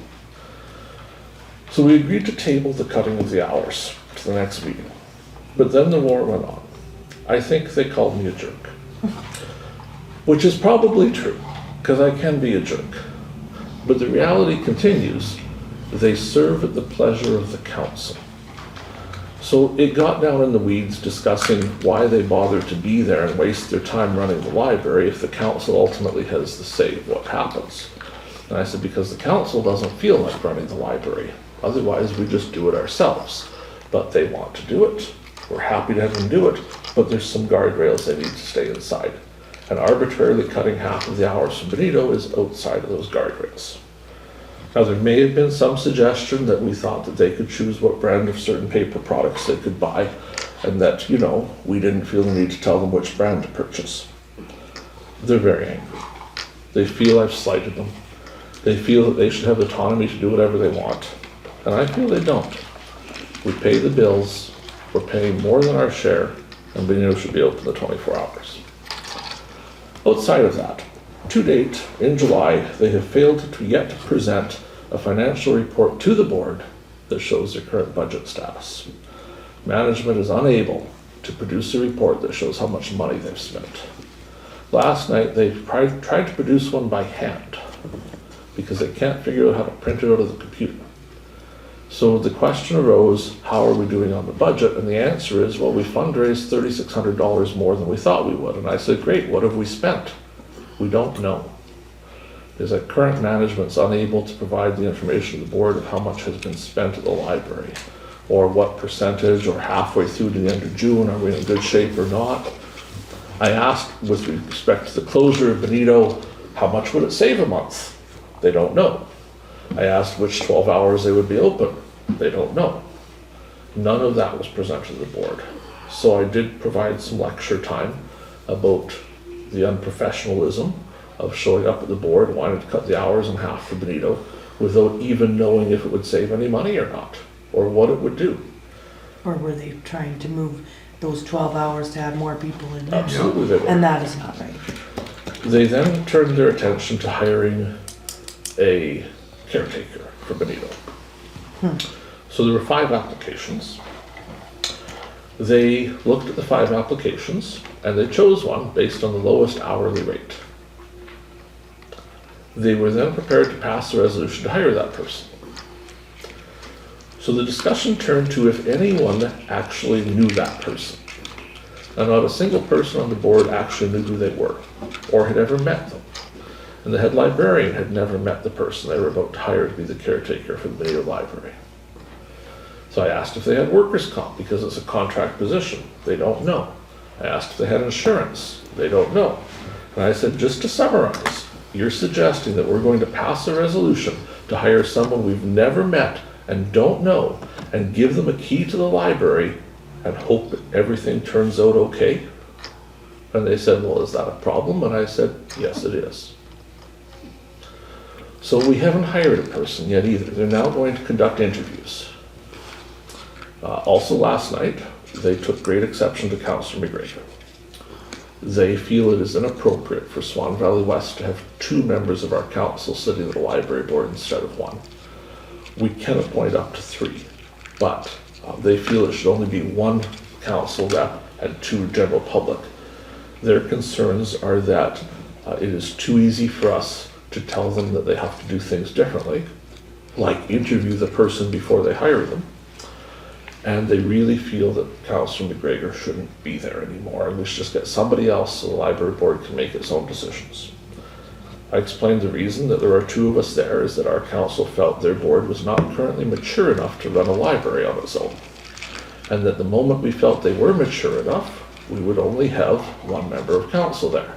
And they said, well, certainly we've proven already that. And I said, yes, actually so far in this meeting you have completely proven how mature you are at running a library, and Councillor McGregor will be staying for some time.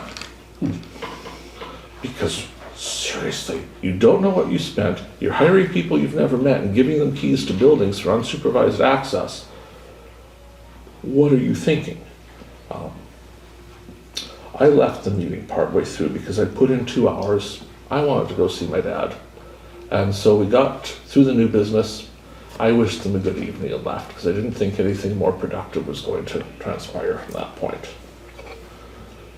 But it seems there's still issues at the library that are going to have to be dealt with. Suggestions? Where are you going to start? Well, I just have a comment. The person that pays the bill is usually the boss. Typically. Be my first take on it. And shouldn't your bank account show where you're at? Yep. Like you're paying your bills from one bank account, not two. Well, no, actually they're not. Well, they should be. At the moment, they have 2 bank accounts because they can't figure out how to close the one and get the other one working. They've run out of checks for the one bank account, so they don't know how to get the money out of it. And then we had a 10-minute discussion on how to pay the Visa bill. Because they're not entirely sure that it's a way to pay the Visa bill. Because I said, just write a check from the credit union account that says TD Visa on it and take it to the TD bank and give it to them. But they weren't sure they're able to do that because they don't know if the TD bank would like that or not. You can do it. I'm sure he can. 2 hours was just the limit for me. I could not be nice. I was already So you not go to the being bank nice. and you tell them you want to put them into one bank account. How hard is that? Very difficult, apparently. That's pretty scary. They're running a budget of $260,000 a year there. They don't know where they're at. Well, that's what I say, one bank account. How hard is that? And 12 hours is not making much of a difference.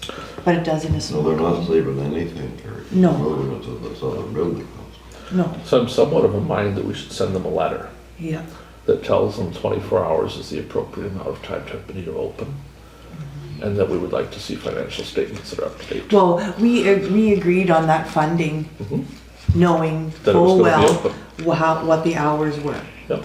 And that they were gonna cut down the amount of staff there. Yep. That's the only reason we agreed to that in our budget. Correct.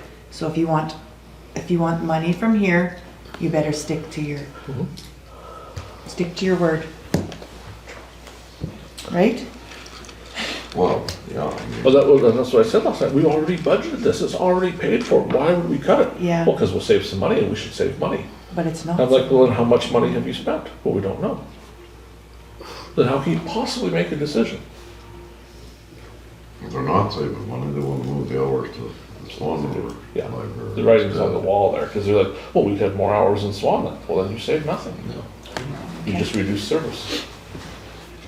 You can't reduce service when you promised it.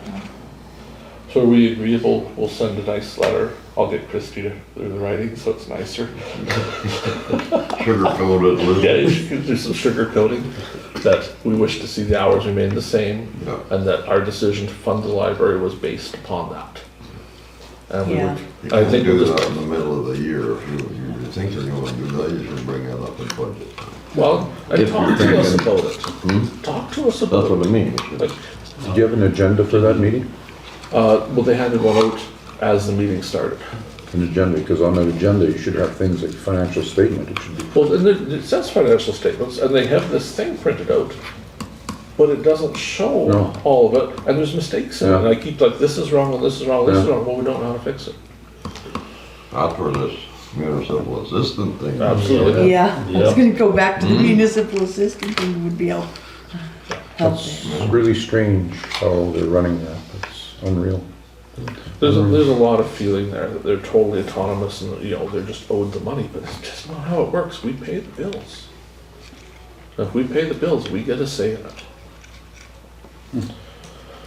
917. This is a rehash of something we saw last year when we were talking about what to do for landfill and Benito and such. You'll recall we put into our landfill upgrading proposal building the tower at Benito to connect better to the landfill with two-way radios for safety, but also to connect to all the Benito sites and get rid of the phone lines.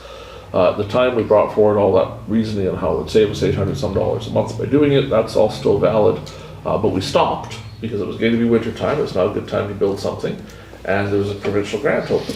So we put it into the grant to see if it would get funded, and it did. So it's part of our application. So this is 50-cent dollars now.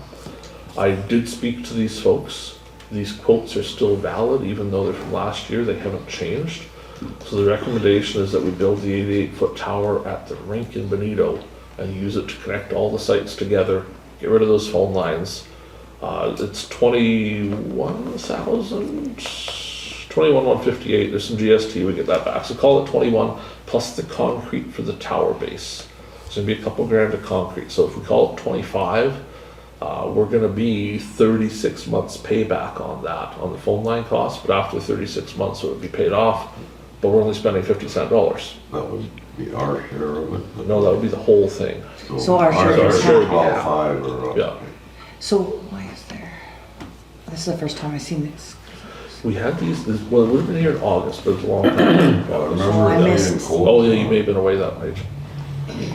I did talk to him because my concern at the time had been the extra trip to Benito. I felt there was an extra trip in there. So I talked to Joel for a while. I said, so like, we could just dig the hole and you wouldn't have to drive out for that. Because I've built towers before, we could dig the hole, put the base in, save a whole day of travel. So what he promised me is it would not go higher than this, but if he didn't have to do all the work, it would go down.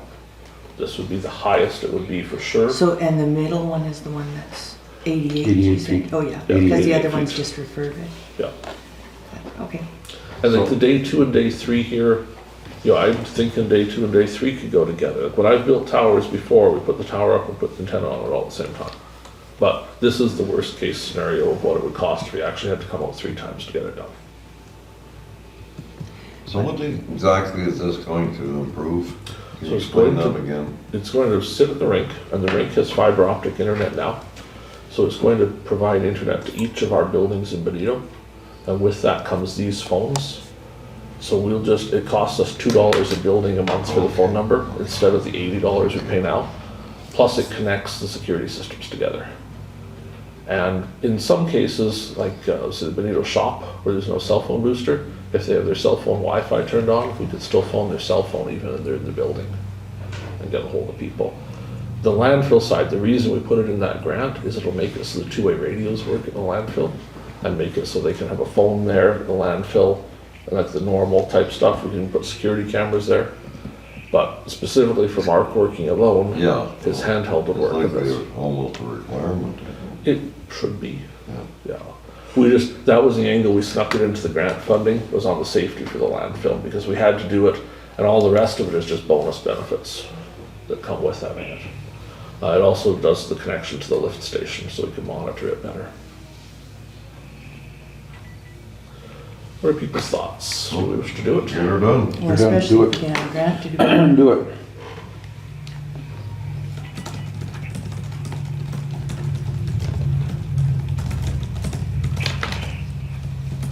Wait for another 3 months, we'll do it next year.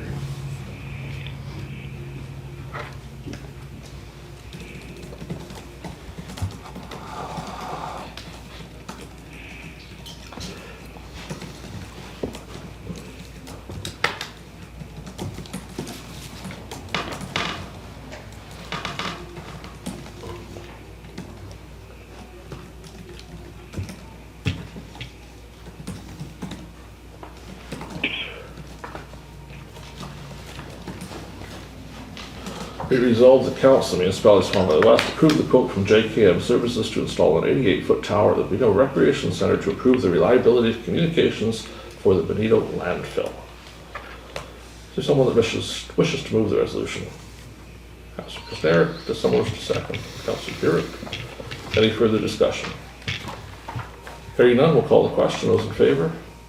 That's carried. We don't have 9:18 showing on the agenda, but we had the public hearing for the dogs. Do we want to have discussion now? Is it something we need to do in camera? What's the will of council? Do around. Do now. Okay, so we had our public hearing for the dogs tonight. Been a lot of people here. There is someplace, do we have that sheet with the signatures on it from the others? Do you still have it? Can you grab it back for us, please? We have the ones who named. So we had some people here in person, obviously, that had questions about what it was going to be. And I think that from a lot of them, we heard they were worried it's going to be 20 dogs. There are some people that have signed the thing saying they're fine with it as is. Where do you want to go with this? Councillor Neely. There was people here to voice their opinion, but in my opinion, nobody was really opposed except Mrs. Ron there. Because of the barking, mainly because once they're contained, they shouldn't be getting out. They jumped up on her one time, overly friendly dog, right? So, I mean, my vote would be to do it. The other folks, they weren't really opposed to it, but I thought this whole conversation here was a very diplomatic type thing where people said their piece, other people understood. To me, it was a very good meeting. Like, nobody hollered and screamed at anybody or anything like that. And a lot of the people are a lot smarter now that they were here at the meeting. They know what the deal is. So, I'm in favor of it. I'll tell you right now. I'm in favor of it as well, but I think that there has to be something signed to this effect. And With the rules. with the rules, like the rules, they have to stick to the rules and it has to be signed so those people that were here that were concerned know that, Yep. that we're listening. Yep. So that's my say too. So it has to be written in stone is what I'm saying. Well, I understood that it would be Yeah. anyways. Well, I don't know if that's what we were thinking. Our but requirements would be Our on requirements this need to thing, be right? written down. Okay, so let's talk about what those requirements are, so we get it and have it the way you want it to be. So I'm sensing we're going to start by approving this, so be it resolved that the kennel permit application by Ray, right? Yes. Brendan Ray? Okay. Okay, so no N, just one N. Okay. Be approved, subject to the following conditions. So we know maximum number of dogs is 7 and must be reduced over time to the limit of 3 without increasing. Does that capture what you're wanting? Yeah, It's at 7 and then- now, someday it'll be 3, but that might be 20 years from now. But it will never be 6 and then go back to 7, it'll just always come down. Okay? Adequate fencing. Adequate containment, sorry, Yes, containment. good word. That's the word of the day. Yeah, So adequate containment be installed and maintained, yeah. okay? The other thing was the noise. But, Yeah, there's just, that was a big concern, but then. but with like was said, they can't say that it was those dogs. I got his name, don't I? He's saying there are other, or she was saying that there are other dogs that are doing the barking. They So were barking it's before. limit noise to the best of their ability. Alright. Here you go. Right? Sound good? What do they call it, curfew? 10, Curfew. 10:30? Well, it's just, she says they go in every night, so they're not. I know. 10:30, they're 10:30. they're done. So limit noise to the best of their ability, including the dogs sleeping indoors. Yeah, because they do. Would that be suitable? That's, okay? The 4 young ones, you say they have their own house They outside? have their own enclosed dog house that they go into every night. Okay, And they're all spayed, right? Yep, yep. That's, okay. I can't So ask you for want that as a that. condition, or there already are? There already They're are. all, she said they're all Already are. spayed, even the pups? Yep. Yeah. So, And we want to take care of that problem As soon before as it gets possible. reassured. Unless they get a rehearsal done. Oh, sorry, I shouldn't have said that. It's Yeah, Brian, we're on camera. It's late already, and you say stupid things. I can't sit by Brian anymore, I have to move. Okay, so, and that the permit be renewed yearly, subject to compliance with these terms, that the permit is not transferable to any other person or property. It's a one-time shot, this can't be moved, it can't be sold, it's simply dealing with the problem and that's all. Does anybody else have changes they want? Sounds good. Okay, we got the sound, we got the containment, we got the numbers, we got. That's about it, isn't it?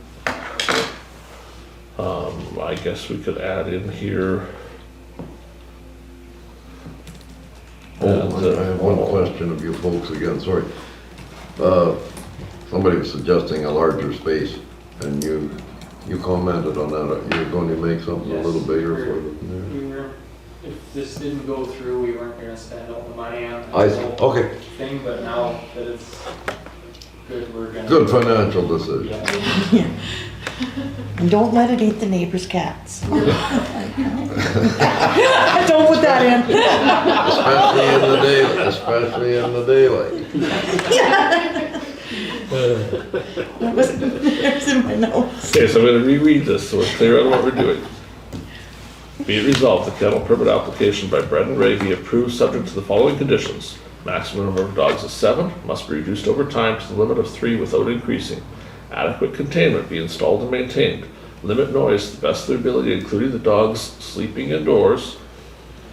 The permit be renewed yearly, subject to compliance with these terms, and that the permit is not transferable to any other person or property, that all other requirements of the animal control bylaw be met. Is that suitable? Does someone wish to move the resolution? Councillor Blosha, I see Councillor Burick over there. Any further discussion?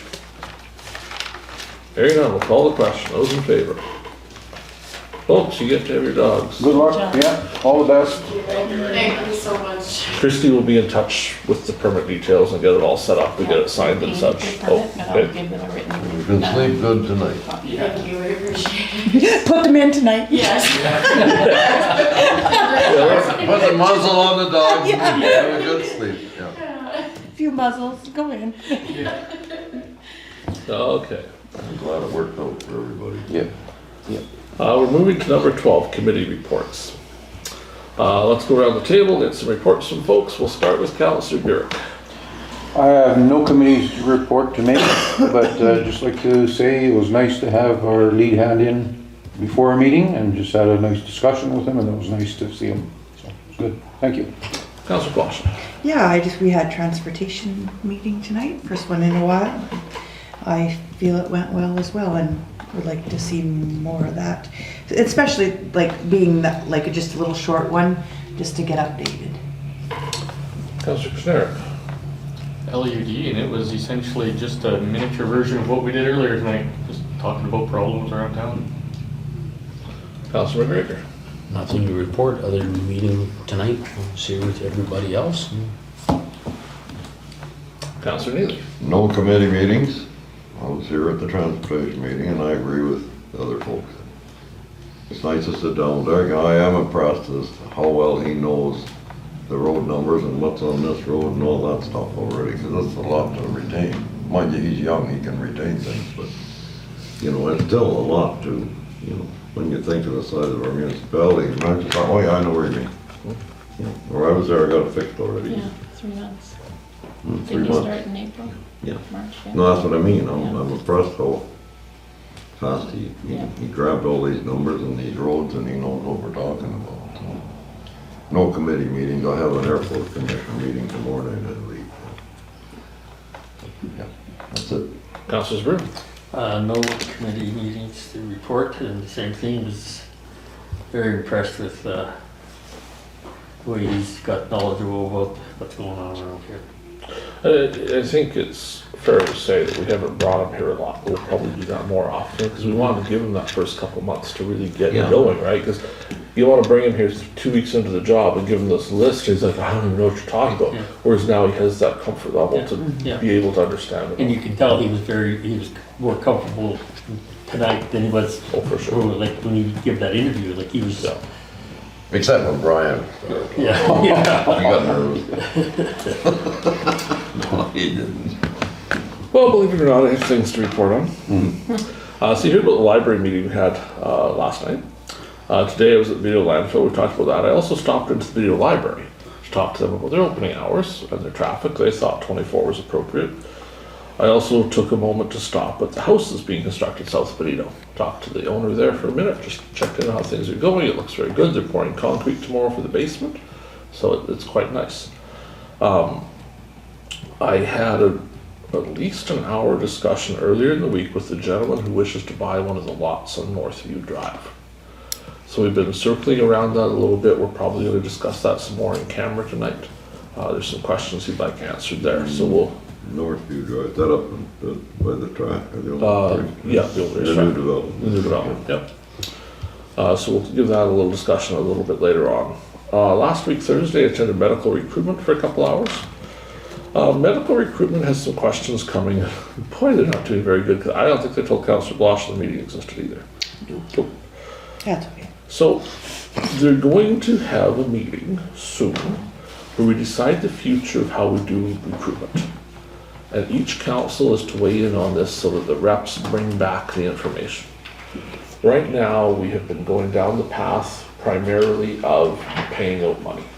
If you're a local person, 75,000. If you're from a farm, maybe 30,000, 5,000 for nurses, 3,000 for this. We have 7 pending applications right now for funds. None of those people applied before they came here. They all accepted a job, came to the community, have the job, and then heard from someone they could get money if they were going to come here, put in the application for funding after the fact. It's not really recruiting. Personal view, we shouldn't be paying them because the money had nothing to do with bringing them here. We didn't go and find them and bring them. The question that's come up, and you know we've spent a couple of years getting into this, things that aren't money, going to trade shows, bringing doctors here to show them the community. That's always been my personal belief, the money should be spent on that. But we're trying to codify that into the actual terms of the committee. So the question is going to be asked at the meeting, do we stop paying recruitment money in those batches, period? Because we're outspent everywhere. Our numbers are not higher than anybody else's to recruit any of those positions.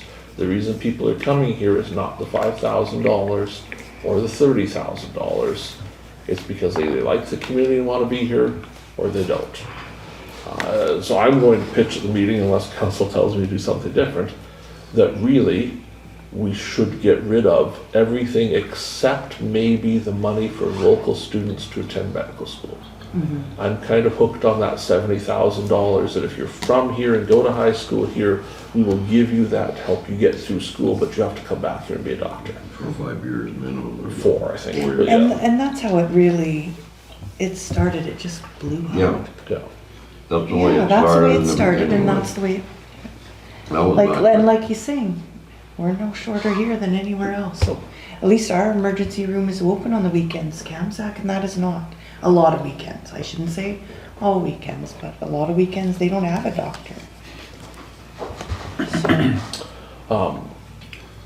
Yeah, we'll see. The thought would be, the pitch has been, to spend more on things like bringing those 10 or 20 doctors here for a weekend and showing them around.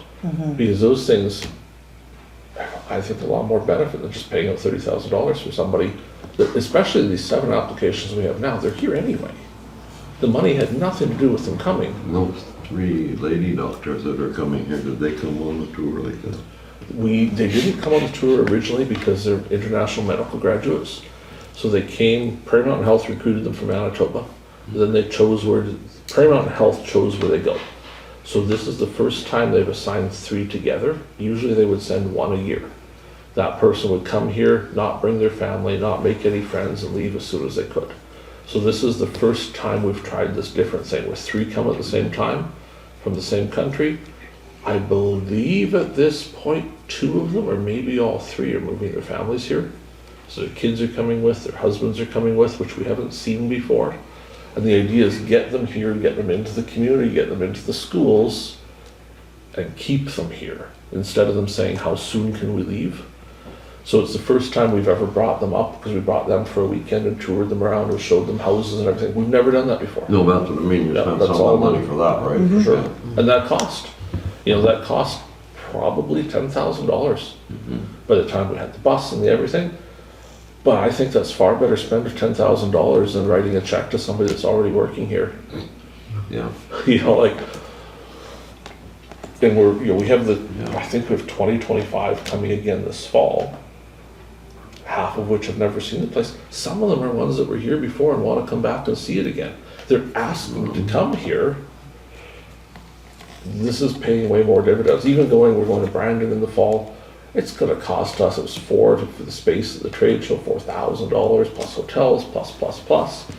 But we could give $10,000 to somebody that's already come here and working here anyway, or we could spend it on talking to 50 possible doctors about why this is a good place to live. To me, there's no question about what the better use of money is. So, does anyone think we should still just give out checks to people like they had done in the past, or are you all opposed to Well, that? to me, this is more like it's supposed to be for, what they call it, retention. Well, we're supposed to be Retention and recruitment. recruiting when we're short. We're trying to entice people to be here, not people that are already working here. Well, that's the retention part, what I mean. Yeah. It's basically it's advertising money, right? And the I mean, students that we want. So you're looking, where do we spend our advertising money the best? Yeah. Okay, Yeah, I would say spend it more on bringing people up here and taking them on tour and doing that kind of stuff. okay, so that is what we will go to the meeting and represent from our municipality. And see if we talk everybody else into it. They did meet with Prairie Mountain Health that day. I did not attend that portion of the meeting. I just wasn't able to do that. We met with Jason Tomsky, we talked about that. The 8th brings us back to the last council meeting. Obviously, there's been some stuff happening in my life too, since the last council meeting. So I'll update you on some of that because some of it is pertinent here. You know about the fire part, it's the other part that you may not know about. So we have been experiencing the medical system. Councillor Burick is near and dear to the medical system heart. So a couple months ago, my dad wasn't feeling particularly well, and we tried to get him a doctor's appointment. But in this area, when you ask for a doctor's appointment in May, you're told you can't see a doctor until August. So we got an appointment in August. So we kept working on that and eventually got him one of the walk-in clinic spots. So we got him to the walk-in clinic, he went and saw a doctor. The doctor said, well, you seem to have a bleeding ulcer. Here's some ulcer medication for your bleeding ulcer. But didn't do a physical exam or any testing. So a couple weeks went by and he wasn't getting particularly better at that. So we got him convinced to go to the emergency room, because that's the only other way you get to see a doctor here. So we saw a second doctor who looked in his chart and said, oh, it says here you have a bleeding ulcer. Well, if that ulcer medication's not working, we should try this other ulcer medication. And gave him some new stuff. And that didn't help either. So on the 9th of July, which was Wednesday, we took him back to the emergency room for not getting better. He was getting worse. And he saw a third doctor, and the third doctor said, oh, gee, it says here you have a bleeding ulcer. How'd they diagnose that? And he said, well, they just said I had one. He said, well, what did they do in the physical exam? He said, well, they never did one. No doctor has touched me yet. He said, what tests did they do? I said, well, no doctor's done tests yet either. So he started feeling, he said, you know, we should really do a CT scan here, because something doesn't feel right. So about 10 minutes later, they came back in to say, we're really sorry to tell you, but you have stage 4 cancer in your stomach that spread to your pancreas and your liver and your lungs. And we're not sure you're ever going home again. So that's the state our medical system's in here right now. So that was about 1 o'clock or so. He walked out of the hospital. They said, you shouldn't leave. He said, I have things to do. And he went home and he wrote a new will. And he talked to the grandkids for a bit about how to do chores. And he's back in the hospital. And we're not entirely sure he's coming back. He is doing a little better the last couple of days, but the prognosis is weeks. That was tough, as you can imagine. We spent most of the night bawling at home.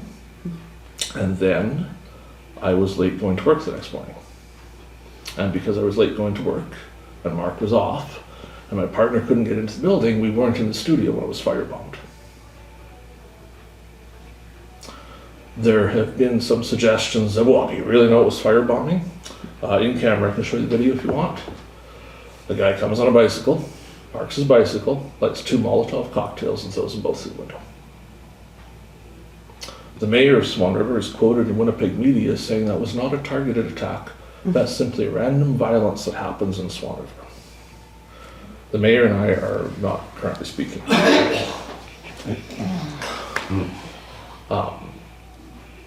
So we have some problems, both on the medical side, because no family should be going through that level of care. We have some problems on the crime side, and we don't have solutions to either of them. But this is just the stuff that's happening in our community. I have never had 24 hours that tough, because we did that all in 24 hours. The staff here have done very well. They've been functioning without me for the last couple of weeks for the most part. I've dropped in for a few minutes here and there. They've organized the parade themselves. They have organized much of the splash parks themselves. They have done better than I ever thought of taking care of things and making sure that I don't need to be here. And the last day or two I've been here a little bit more, but you should be so proud of our staff for what they've accomplished on their own without me showing up every day babysitting saying, oh yeah, that looks good, that looks good. They've just been doing it. I'm confident that if I just walked away today, I don't intend to, but if I did, they'd be fine. And that's not something we could have always said about Swan Valley West. So they've come so far to the point where really they can run the ship if they need to, which is good. That's all I have for tonight. Questions, comments, discussion?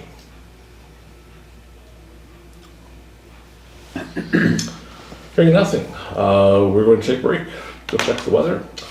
We'll come back, we'll be going in camera to discuss a little bit of personnel issues, some negotiations for the gravel a little bit, a couple other little details, probably some bylaw enforcement because it seems like there always is some. But I think it's going to be fairly short tonight in camera. Hopefully we'll be out of here in not too long. So for now we'll be in recess and we'll see everybody in about 10 minutes time.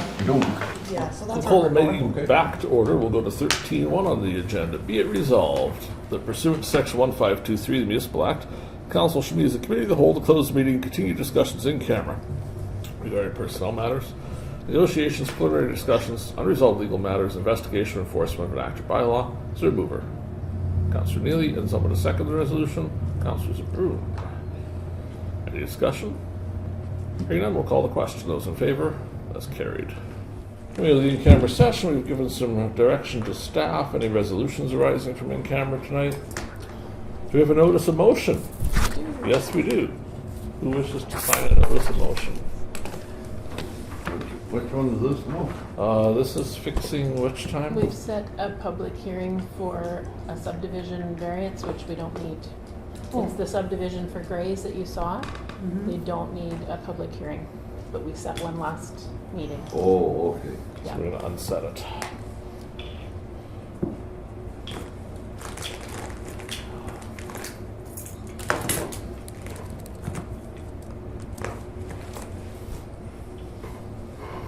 My signature usually on the check wire.